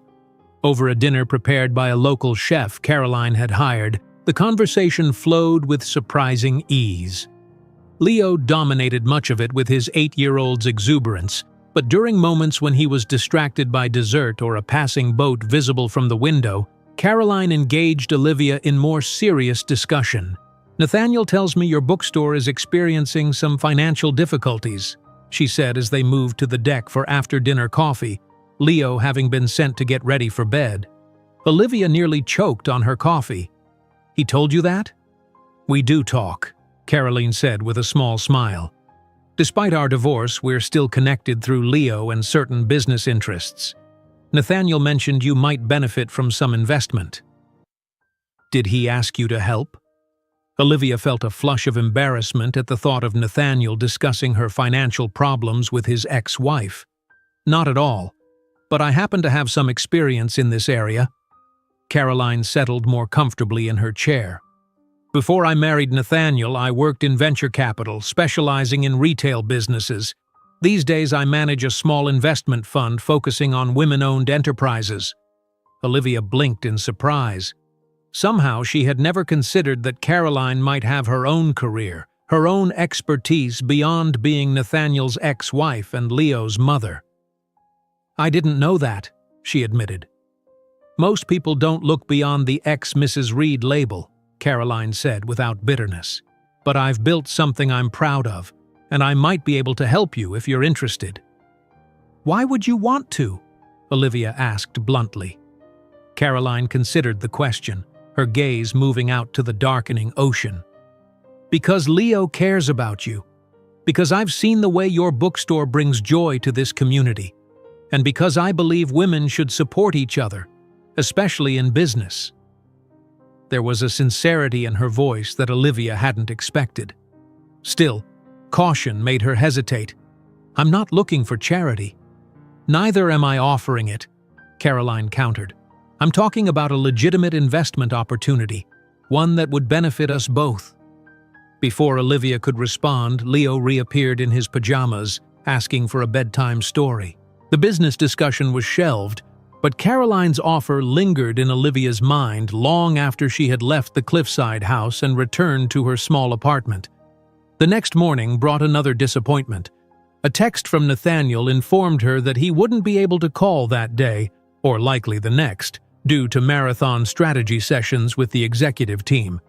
"Miss you desperately," he added at the end, as if the endearment could bridge the growing distance between them. Olivia stared at the message, a hollowness expanding in her chest. This was the reality of loving someone like Nathaniel Reed, always competing with the demands of a global enterprise, always waiting for crises to pass, always understanding that she couldn't be the priority. As she opened the bookstore that morning, Olivia found herself wondering if this was sustainable, if the brief, intense connection they had shared could withstand prolonged separation and the fundamental differences in their lives. Or if Caroline had been right from the start, Olivia was just a temporary distraction from Nathaniel's real life, a pleasant interlude that was already fading as reality reasserted itself. The bell above the door chimed, and Olivia looked up to see Caroline entering, dressed for business in a sleek pantsuit, a leather portfolio tucked under her arm. "I hope I'm not too early," she said, glancing around the empty store. "I thought we could discuss my investment proposal before customers arrive."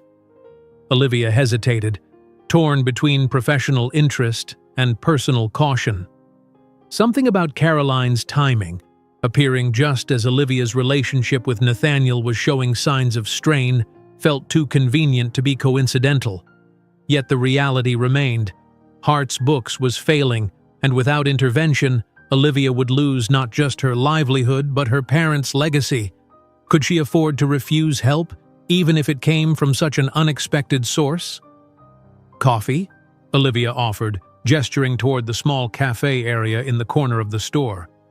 I think we have a lot to talk about. Caroline smiled, a genuine warmth in her expression that momentarily disarmed Olivia's suspicions. I think we do too. Caroline's investment proposal was both more generous and more shrewd than Olivia had expected. Seated in the small cafe corner of Hart's Books, the elegant businesswoman laid out a vision that managed to preserve the bookstore's character while enhancing its commercial viability. The core problem isn't your selection or your service, Caroline explained, referencing the market analysis she had somehow compiled in less than 48 hours. It's that you're trying to compete with online retailers on their terms. We need to create an experience they can't replicate. Olivia examined the proposed floor plans Caroline had brought. A reading lounge? Wine bar? Author residence program? People don't just want to buy books anymore. They want community, connection, a place to belong. Caroline's manicured finger traced the redesigned space. Hart's Books could become a cultural hub for Sandpoint, a destination. This would require significant renovation, Olivia noted, trying to keep her voice neutral despite the excitement building within her. The cost alone would be covered by my investment group, Caroline finished smoothly. In exchange for a 30% ownership stake, you'd maintain controlling interest and full operational authority. Olivia looked up from the plans, studying the woman across from her. Caroline Reed was the last person she had expected to rescue her failing bookstore. "Why are you really doing this?" she asked directly. "Is this about Nathaniel?" Caroline's expression remained composed, but something flickered in her blue eyes. "Would it matter if it was?" "Of course it would." "Fair enough." Caroline set down her coffee cup. "My interest is primarily business. Your store has potential, and I believe in the concept. But yes, there is a personal element."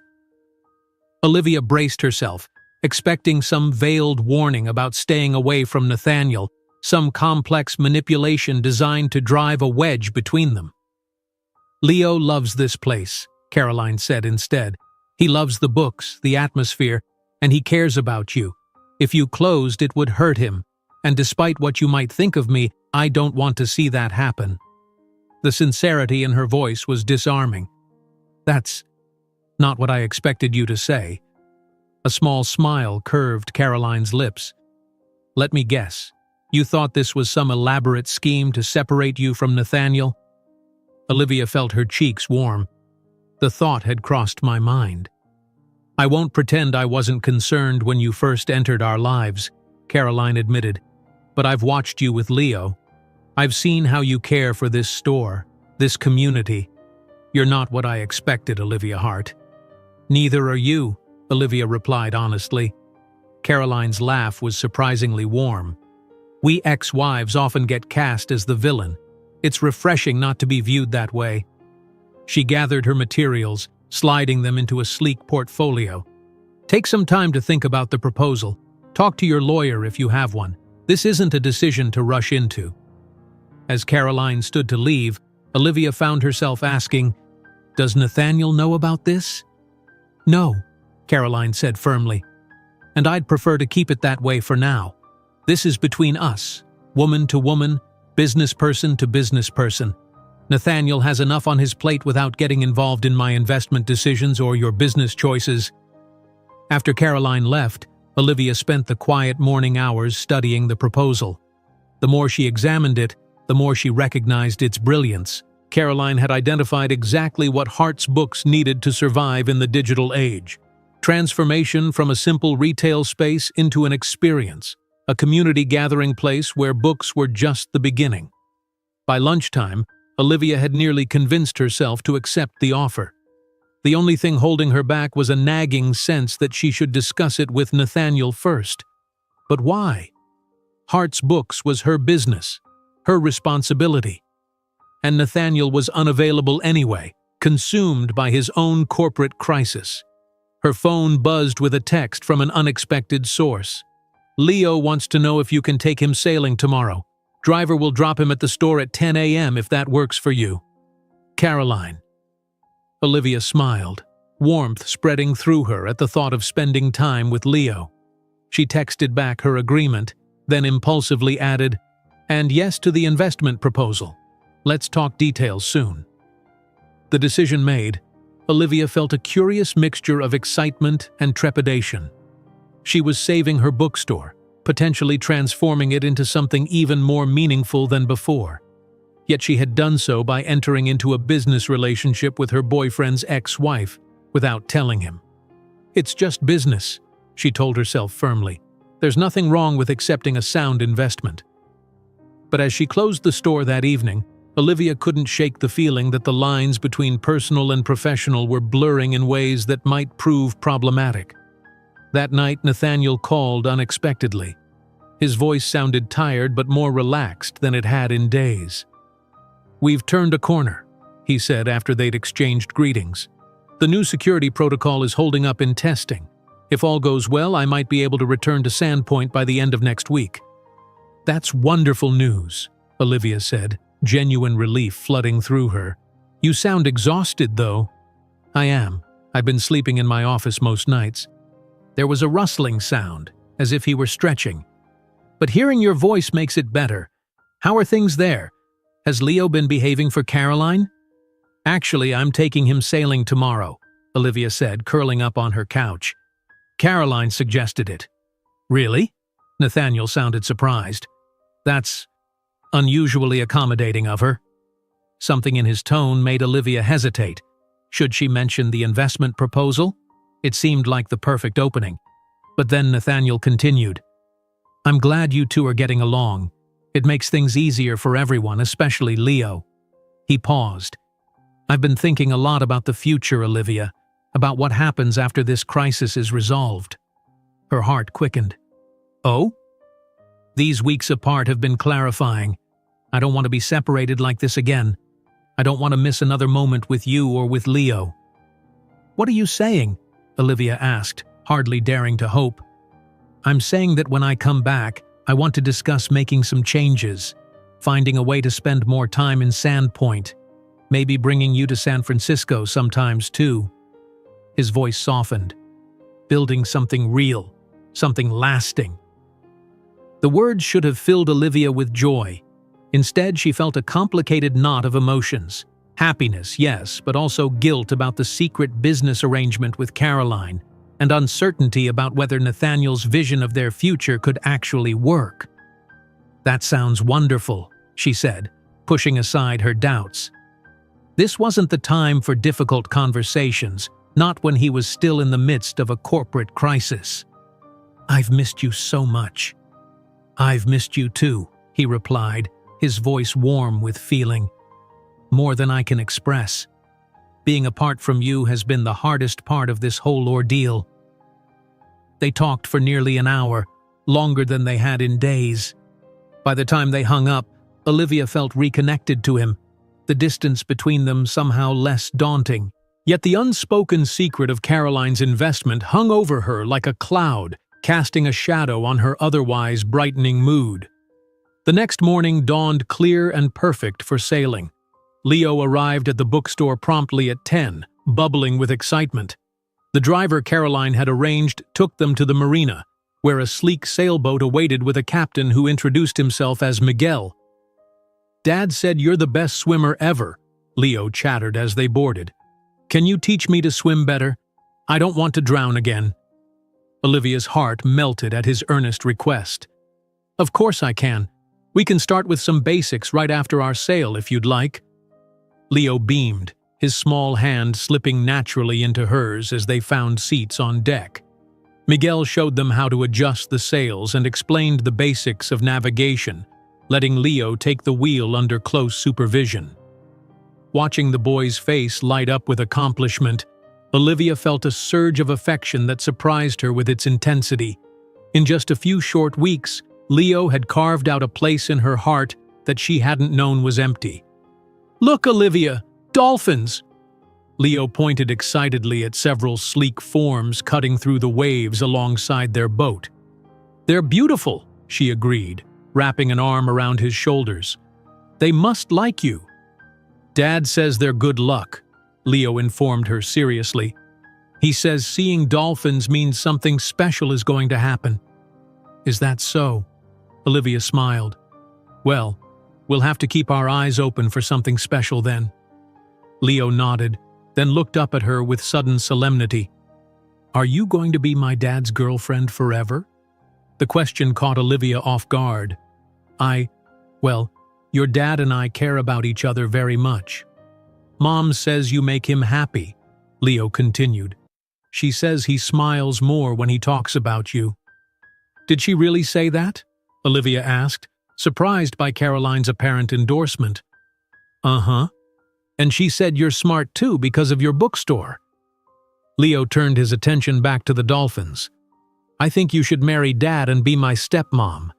Then we could go sailing all the time. Olivia laughed, though the boy's words stirred something deep within her, a longing for exactly the future he described, coupled with fear that it might be too good to be true. Those are big decisions for grown-ups to make, she said gently, but I'm happy being your friend right now. Is that okay? Leo considered this, then nodded. Friends is good, but more than friends would be better. After the sailing excursion, Olivia gave Leo his first proper swimming lesson in the protected cove near Nathaniel's home. The boy was a quick learner, eager to master the techniques she showed him. By the end of the afternoon, he was floating on his back with growing confidence, his fear of the water visibly diminishing. You're a natural teacher, Caroline commented from the shore as Olivia helped Leo out of the water. She had arrived a few minutes earlier, elegant even in casual clothes, a wide-brimmed hat shading her face from the sun. He's a good student, Olivia replied, wrapping Leo in a towel. Mom, did you see me floating? Olivia says I'm getting really good. Leo's excitement was contagious. I saw, sweetheart. You were wonderful. Caroline's smile for her son was genuine and warm. Go rinse off in the outdoor shower, please. Dinner will be ready soon. As Leo scampered off toward the house, Caroline turned to Olivia. Would you like to stay for dinner?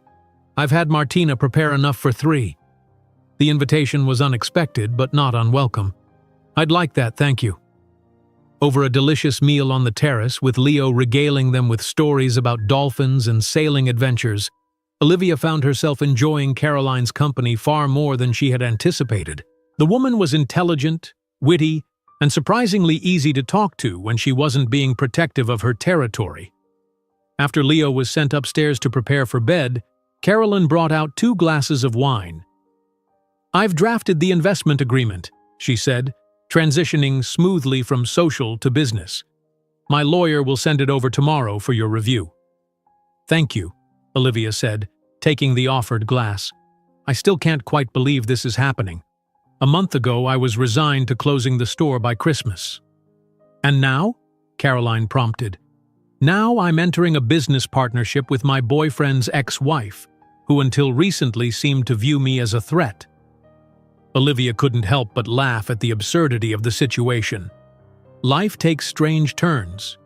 Indeed it does. Caroline studied her for a moment. Have you told Nathaniel yet? Olivia's smile faded. No. He called last night, but it didn't seem like the right time. He's still dealing with the security crisis. And you're worried about how he'll react. It wasn't a question, but Olivia answered anyway. Yes. I'm not sure he'll understand why I accepted your help without discussing it with him first. Caroline's expression was knowing. Nathaniel likes to be in control, to be the one who solves problems, especially for the people he cares about. It's one of his more endearing and infuriating qualities.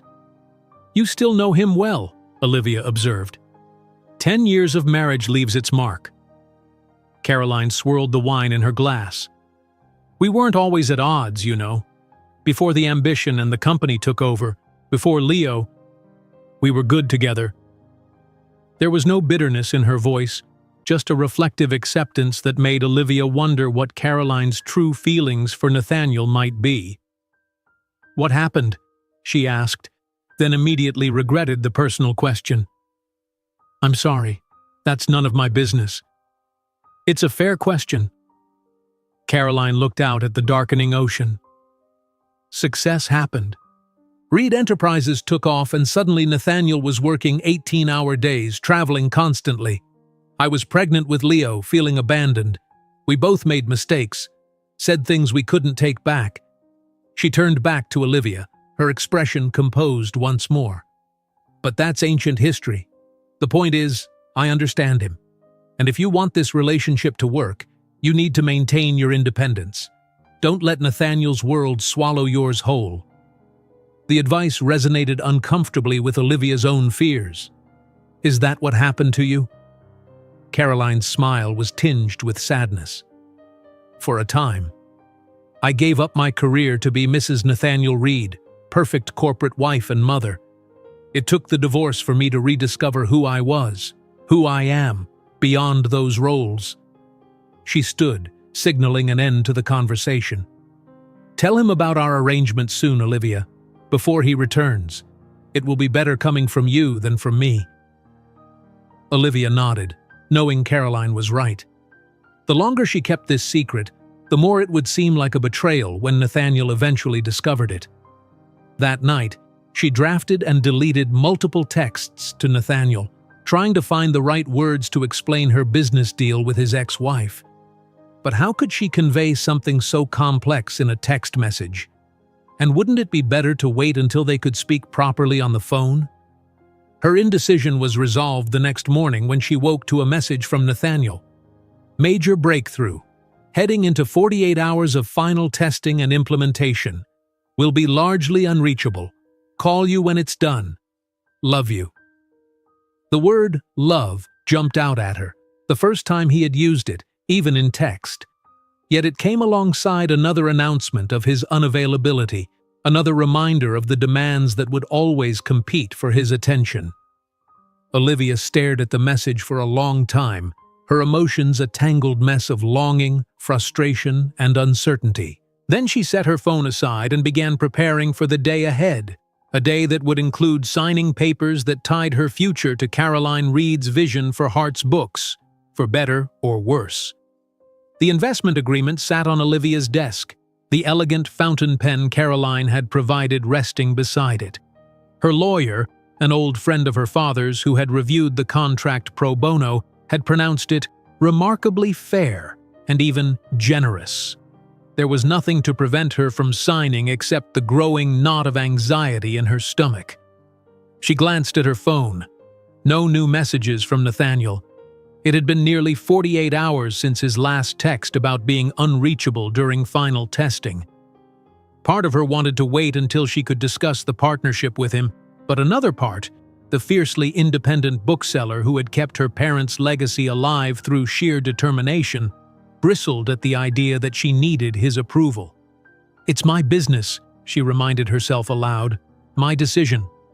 With a decisive motion, she picked up the pen and signed her name on the designated lines. The partnership was official.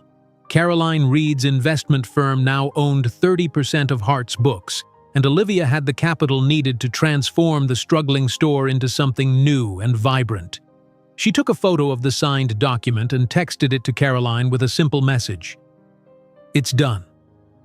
The response came almost immediately. "Excellent.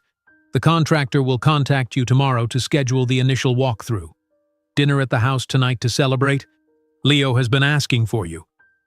Olivia hesitated only briefly before accepting. Since their sailing excursion, she had spent several evenings at the cliffside home, ostensibly to give Leo swimming lessons, but increasingly because she genuinely enjoyed both his and Caroline's company. The dynamic between them was unexpected but surprisingly comfortable. Caroline's cool efficiency balancing Olivia's warmth, both women united in their affection for Leo.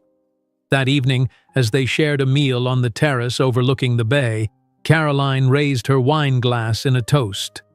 "To Hart's Books 2.0 and the women who will make it happen." Olivia clinked her glass against Caroline's, a smile spreading across her face despite her lingering concern about Nathaniel's reaction. "Thank you for believing in this. In me." "I only invest in winners," Caroline replied with characteristic directness. "And speaking of winners, your boyfriend appears to have successfully navigated his company's crisis." Olivia's heart jumped. "You've heard from him?" "The business news," Caroline clarified, showing Olivia her tablet. The headline read, "Reed Enterprises unveils revolutionary security protocol. Stock rebounds." "So he'll be coming back soon," Olivia said, relief and anxiety mingling in her chest. "Presumably." Caroline studied her face. "You still haven't told him about our arrangement." It wasn't a question, but Olivia shook her head anyway. "He's been unreachable, and it didn't seem like something to share via text." "Well, you'd better prepare what you're going to say," Caroline advised, "because if I know Nathaniel, he'll be on the first available flight now that the crisis is contained." As if summoned by their conversation, Olivia's phone buzzed with an incoming call. Nathaniel's name flashed on the screen. "Speak of the devil," Caroline murmured. "Take it. I'll keep Leo occupied." Olivia stepped away from the table, her heart racing as she answered. "Nathaniel?" "Olivia." His voice was warm, if tired. "God, it's good to hear you. These past 2 days have been insane, but we did it. The new security protocol is implemented, the clients are satisfied, and the stock is climbing again." "That's wonderful," Olivia said sincerely. "I'm so happy for you. I couldn't have gotten through this without knowing you were waiting for me," Nathaniel continued. "Your support, even from a distance, meant everything." Guilt twisted in Olivia's stomach. While he had been fighting for his company's survival, she had been entering into a business partnership with his ex-wife without telling him. "When are you coming back?" she asked, steering away from dangerous emotional territory. "That's why I'm calling. I've booked a flight for tomorrow morning. I should be in Sandpoint by early afternoon." The excitement in his voice was palpable. "I can't wait to see you, Olivia. These weeks apart have been hell." "I've missed you too," she said, meaning it despite everything. "So much. Where are you now? It sounds like you're outside." Olivia froze, unsure how to answer. The truth seemed impossible in that moment, yet lying felt equally wrong. "I'm having dinner," she said finally. "Alone? You sound strange." "No, not alone." Olivia took a deep breath. "I'm with Caroline and Leo, actually, at your house." A beat of silence followed. "Oh, that's unexpected." "Leo wanted swimming lessons," Olivia explained quickly, "and Caroline and I have been talking about some business ideas for the bookstore." It wasn't a lie exactly, but the omission felt enormous. "I see," Nathaniel said, his tone carefully neutral. "Well, I'm glad you're all getting along. Tell Leo I can't wait to see him." "I will," Olivia promised. "And Nathaniel, there's something we need to discuss when you get back. Something important." "That sounds serious," he said, a note of concern entering his voice. "Is everything okay?" "Yes," she assured him, though her racing heart suggested otherwise. "It's just something better discussed in person." After they hung up, Olivia returned to the table, where Caroline was helping Leo build an elaborate structure with the remains of his dessert. "Dad's coming home tomorrow," Leo announced before Olivia could speak, his face alight with excitement. "Mom just told me." Olivia shot Caroline a questioning look. "Nathaniel texted me while you were talking," Caroline explained. "Standard co-parenting update." "Yes, he'll be back tomorrow afternoon," Olivia confirmed, ruffling Leo's hair affectionately. "He can't wait to see you." "And you," Leo added with an 8-year-old's directness. "He probably missed you even more than me, because you're his girlfriend and he loves you." Olivia's cheeks warmed at the boy's matter-of-fact assessment. "Well, I missed him too." "Did you tell him?" Caroline asked quietly as Leo returned his attention to his dessert construction. "Not yet," Olivia admitted. "I said we needed to talk when he gets back." Caroline's expression was unreadable. "Better sooner than later, Olivia. Nathaniel doesn't like surprises." The next morning dawned bright and clear, as if the weather itself was celebrating Nathaniel's return. Olivia opened the bookstore as usual, but her mind was elsewhere, rehearsing different ways to explain her partnership with Caroline. I know I should have discussed this with you first, but it was an opportunity I couldn't pass up. It's just business, separate from our personal relationship. I didn't want to bother you while you were dealing with your company's crisis." None of the explanations sounded adequate even to her own ears. Around noon, the contractor Caroline had hired arrived for the initial assessment. He was a friendly, bearded man named Frank who spoke enthusiastically about the proposed renovations.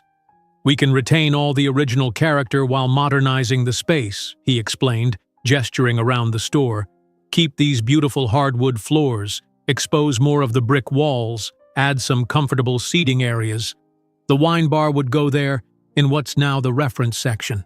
Olivia followed him around, caught between excitement about the store's transformation and growing dread about Nathaniel's imminent arrival. She had just shown Frank out with promises to review his preliminary plans the next day when the bell above the door chimed. And there he was, Nathaniel Reed, looking tired but handsome in a casual button-down shirt and jeans, his eyes lighting up at the sight of her. "Olivia," he breathed, crossing the store in a few long strides. She barely had time to brace herself before she was in his arms, his lips finding hers in a kiss that spoke of weeks of longing. For a moment, everything else fell away. The bookstore, the secret partnership, the complications of their different worlds.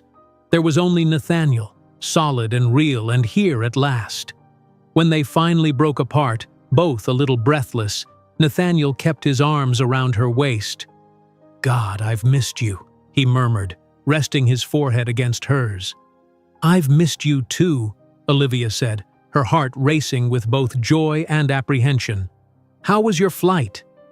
"Long," he laughed, "but worth it to be here now." He glanced around the empty store.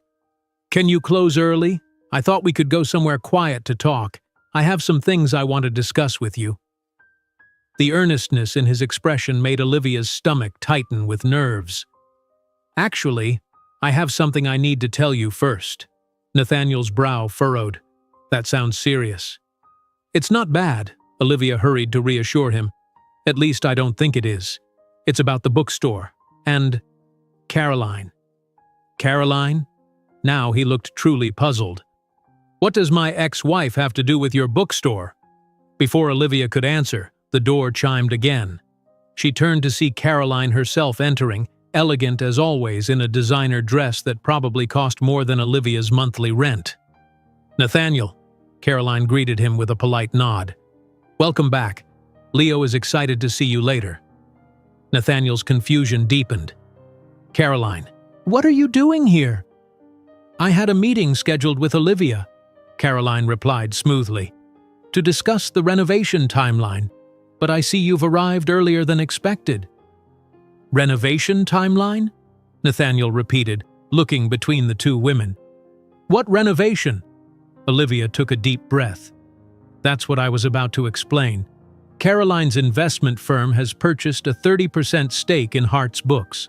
We're going to transform it into a cultural center for Sandpoint, with a reading lounge, wine bar, author residence program." Her voice trailed off as she saw Nathaniel's expression shift from confusion to disbelief, to something that looked unsettlingly like betrayal. "You went into business with my ex-wife?" he asked, his voice carefully controlled. "Without telling me?" "It happened while you were dealing with your company's crisis," Olivia explained. "I didn't want to burden you with—" "Burden me?" Nathaniel interrupted. "This isn't about burden, Olivia. It's about trust, about communication." "That's hardly fair," Caroline interjected coolly. "You were unreachable for days at a time. Olivia had a business to save." "Stay out of this, Caroline," Nathaniel snapped, then immediately closed his eyes, visibly trying to regain his composure. When he spoke again, his voice was quieter, but no less intense. "I need to understand what's happened here. How long has this been in the works?" "Not long," Olivia said, acutely aware of how inadequate the answer was. "Caroline approached me after you left for San Francisco. The bookstore was failing, Nathaniel. I was going to lose everything." "And you didn't think to come to me?" The hurt in his eyes was unmistakable. "I would have helped you, Olivia. You know that." That's exactly why she didn't, Caroline said before Olivia could respond. She didn't want to be another problem for you to solve, another project to fix. I asked you to stay out of this, Nathaniel said, his jaw tight. Stop it, both of you, Olivia interjected, her own frustration rising. This is my business, my decision. Yes, I should have told you sooner, Nathaniel, but Caroline offered a fair deal that preserves what matters to me while giving the store a fighting chance. I don't regret accepting it. Nathaniel stared at her for a long moment, hurt and anger warring in his expression. I see. He stepped back, creating physical distance that mirrored the emotional chasm suddenly yawning between them. Well, congratulations on your new partnership. I hope it brings you everything you're looking for. The coldness in his voice sent a chill through Olivia. Nathaniel, please, let's talk about this calmly. I think we've said enough for now. He moved toward the door, then paused. I need some time to process this. I'll be at the house if you decide there's anything else I should know about. The bell chimed again as he left, the sound jarringly cheerful in the tense silence that followed. Well, Caroline said after a moment, that went about as well as could be expected. Olivia sank onto a nearby chair, her legs suddenly unsteady. He hates me. He doesn't hate you, Caroline sighed. He's hurt and his pride is wounded. Nathaniel has always struggled when things happen outside his control. She hesitated, then added more gently, Go after him, Olivia. Don't let this fester. I will, Olivia nodded, gathering her strength.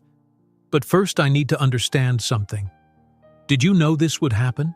Was this your plan all along? Caroline's expression hardened. You think I orchestrated this elaborate scenario to sabotage your relationship with my ex-husband. That's giving me both too much credit for deviousness and too little for business acumen. I don't know what to think anymore, Olivia admitted. Then think about this. I invested in your store because it's a good business opportunity. If it also happens to help you maintain your independence in a relationship with a man who tends to take over everything he touches, well, consider that a bonus. Caroline moved toward the door. Call me when you're ready to continue our business discussions. The personal drama is entirely your department. Left alone in the suddenly quiet bookstore, Olivia faced the reality of what had just happened. The man she had fallen in love with had returned only to discover a secret she had kept from him, a secret involving his ex-wife, no less. The hurt in his eyes haunted her, as did the cold distance in his voice as he left. She had saved her bookstore, but at what cost? And more importantly, was there any way to repair the damage she had done to a relationship that, despite its challenges, had come to mean everything to her? The walk to Nathaniel's cliffside home had never felt so long. Olivia followed the winding road up from town, the afternoon sun warm on her shoulders, her mind racing with all the things she needed to say. She had closed the bookstore early, leaving a hastily scrawled sign on the door. Some things were more important than business hours. As she rounded the final curve, the house came into view, modern and elegant against the blue backdrop of the bay. Nathaniel's Range Rover sat in the driveway, confirmation that he was indeed there. Olivia paused, drawing a deep breath to steady herself, then continued up the path to the front door. She raised her hand to knock, but before her knuckles could make contact, the door swung open. Leo stood there, his expression unusually solemn for an 8-year-old. "Hi, Olivia," he said quietly. "Dad's sad." Her heart clenched at the simple assessment. "I know, buddy. That's why I'm here. Is he inside?" Leo nodded, stepping back to let her in. "He's on the deck.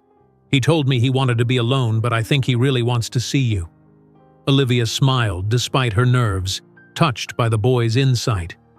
"Thanks, Leo. I'll go talk to him." "Are you guys going to fix it?" Leo asked, his voice small. "Whatever's wrong?" "I'm going to try my very best," Olivia promised, giving his shoulder a gentle squeeze. She made her way through the house to the back deck, where Nathaniel stood at the railing, looking out over the ocean. His posture was rigid, tension evident in the set of his shoulders. He didn't turn as the door slid open, though he must have heard her approach. "Nathaniel," Olivia said softly. He remained facing the water.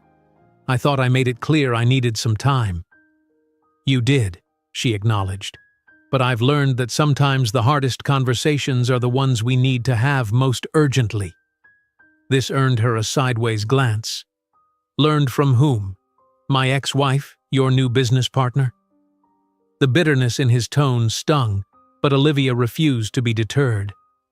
"I deserved that. But I'm here because what we have is too important to let pride or hurt feelings destroy it." Nathaniel finally turned to face her, his expression guarded. "Is that what you think this is about? Pride?" "Partly," Olivia said honestly. "And hurt. And feeling left out of a decision that—" "That what?" he interrupted. "That involved you and my ex-wife forming a partnership behind my back while I was fighting to save my company?" "That indirectly involved you," Olivia corrected gently. "This wasn't about you, Nathaniel. It was about saving my bookstore, my parents' legacy." "And you couldn't tell me that? Couldn't trust me to understand or support you?" The raw pain in his voice made Olivia step closer, though she stopped short of touching him. "I was wrong not to tell you sooner. I know that. But I also know that if I'd come to you for help, you would have swooped in and solved the problem yourself." "Would that have been so terrible?" Nathaniel asked, his brow furrowed. "To let someone who cares about you help when you're in trouble?" "No," Olivia admitted. "But it would have changed things between us. I would have become another problem for you to fix, another responsibility. And our relationship would have shifted from equals to something else." Nathaniel was silent for a long moment, his gaze moving back to the horizon. "When I first realized Leo was in trouble that day in the water," he said finally, "I felt helpless, completely, utterly helpless. I couldn't reach him in time. I couldn't save my own son." He turned to her again, his eyes filled with emotion. "But you could. You did. And in that moment, I didn't care who saved him, only that he was saved. It wasn't about my ego or my need to be the hero." "This is different," Olivia said gently. "Is it? Because from where I stand, it looks like you didn't trust me enough to even give me the chance to support you without taking over." His words hit their mark, forcing Olivia to confront an uncomfortable truth. Had she misjudged him? Had her fears about losing her independence led her to shut Nathaniel out unnecessarily? "You're right," she said after a moment. "I should have trusted you more. I should have told you about Caroline's offer and discussed it with you. Not because I needed your permission, but because we're partners. Or at least, I thought we were becoming partners." "I thought so too." Nathaniel's voice softened. "That's why it hurt so much to find out about this from Caroline, of all people." "I'm truly sorry," Olivia said, taking another step toward him. "But I need you to understand something too. My independence, my ability to make my own decisions and solve my own problems, that's not negotiable. It's who I am." Nathaniel studied her face, something shifting in his expression. "Do you think I want to change that about you? That fierce independence is one of the things I love most about you, Olivia." "You say that now," she countered. "But I've seen how your world works, Nathaniel. You're used to being in control, to having people defer to your judgment, and I'm afraid that eventually you'd expect the same from me." "Is that what Caroline told you?" A flash of anger crossed his features. "That I'd try to control you? Change you?" "No." Olivia shook her head. "She actually encouraged me to maintain my independence while being with you. That's part of why I accepted her investment. It gave me a way to save the bookstore on my own terms." This seemed to surprise him. "Caroline said that?" "She did. And regardless of how you feel about her, the business arrangement makes sense. Her vision for Heart's Books is exciting and sustainable. It preserves what matters while giving the store a fighting chance in the digital age." Nathaniel ran a hand through his hair, a gesture Olivia had come to recognize as a sign of his conflicted thoughts. I don't doubt that Caroline made a sound business proposal. She's always been shrewd that way. He sighed. What bothers me is feeling like the two of you formed some sort of alliance that excluded me. It wasn't like that, Olivia insisted. It was business, not personal. But it became personal the moment you decided not to tell me, Nathaniel pointed out. And now I'm left wondering what else you might keep from me if you think I'll react badly. The accusation hung in the air between them, painful in its accuracy. Olivia had made a unilateral decision about something that, given their relationship, should have been discussed. Not because Nathaniel had any right to dictate her business choices, but because trust and communication were essential to their future together. You're right, she admitted again. I made a mistake in not telling you, but I'm here now, being honest about why I did it and asking if we can find a way forward. Nathaniel's expression remained troubled. I want that more than anything, Olivia, but I need to know that you trust me, truly trust me, to be your partner, not your savior or your controller. And I need to know that you respect my independence, Olivia countered. That you understand sometimes I'll make decisions you don't agree with, and that's okay. A ghost of a smile touched Nathaniel's lips. So we're negotiating terms now?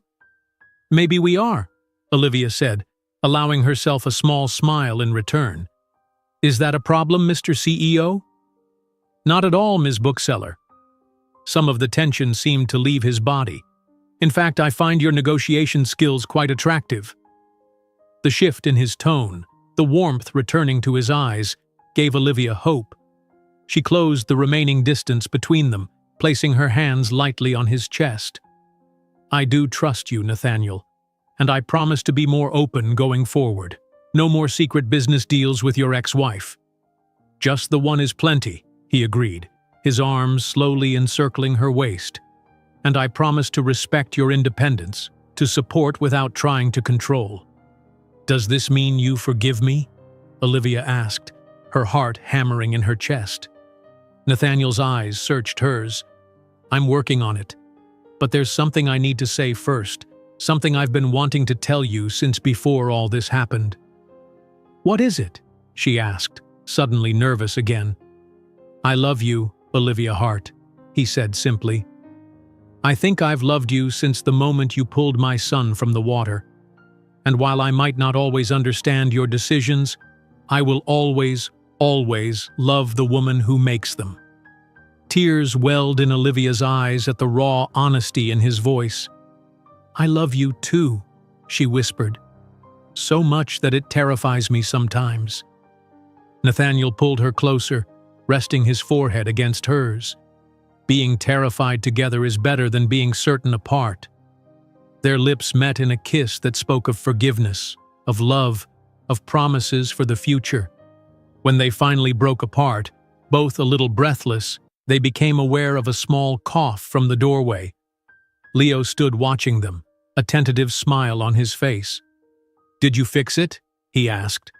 Nathaniel laughed, extending an arm to invite his son into their embrace. We're working on it, buddy. Good, Leo said firmly as he joined them.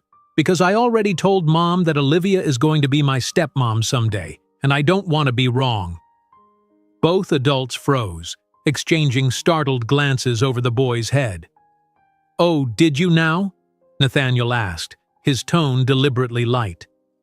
And what did your mom say about that? Leo shrugged. She said as long as I still visited her lots, it would be okay, and that maybe Olivia would be good for you. Olivia couldn't help but laugh at the absurdity of the situation. Caroline apparently giving her blessing to a relationship that, moments ago, had been on the verge of collapse. Your mom is full of surprises, she told Leo, ruffling his hair affectionately. So, Nathaniel said, his eyes finding Olivia's again. What happens now? It was a question that encompassed so much, their relationship, the bookstore, their future together. Now, Olivia said thoughtfully, we take it one day at a time. We renovate the bookstore. We go sailing with Leo. You teach me more about your world, and I teach you more about mine. We figure out how to balance everything. Together. Together, Nathaniel repeated, the word sounding like a promise. I like the sound of that. That evening, as the sun set over Sandpoint Bay, casting golden light across the water, the three of them sat on the deck sharing a simple meal. Their conversation flowed easily, punctuated by Leo's enthusiastic stories and plans for future adventures. Watching them together, this man and boy who had so unexpectedly become central to her life, Olivia felt a profound sense of rightness, of belonging. There would be challenges ahead, she knew. Their different worlds would continue to pull them in different directions at times. The renovation of Hart's books would test her business relationship with Caroline. Nathaniel's work would sometimes demand his attention and presence elsewhere. But in this moment, with the warmth of Nathaniel's hand in hers and the sound of Leo's laughter filling the air, Olivia allowed herself to believe in possibilities, in second chances and fresh starts, in love that begins with a rescue but grows into something deeper, more enduring. As if reading her thoughts, Nathaniel squeezed her hand gently. "Penny for your thoughts?" Olivia smiled, leaning into his shoulder. "I was just thinking about that morning in the cove, when I heard Leo calling for help. How one moment can change everything." "The best moment of my life," Nathaniel said softly, "even if I didn't know it at the time." "Mine too," Olivia agreed, her heart full to bursting. Above them, stars began to appear in the darkening sky, witnesses to promises spoken and unspoken, and in the bay below, a pod of dolphins leapt through the moonlit waves, harbingers, as Leo had said, of something special to come. For Olivia Hart, who had once feared drowning in the depths of unexpected love, the future stretched out before her like an endless ocean, sometimes turbulent, sometimes calm, but always worth diving into with an open heart. If you enjoyed today's video, I'm sure you'll love the next one. Don't waste time. Just click on the screen.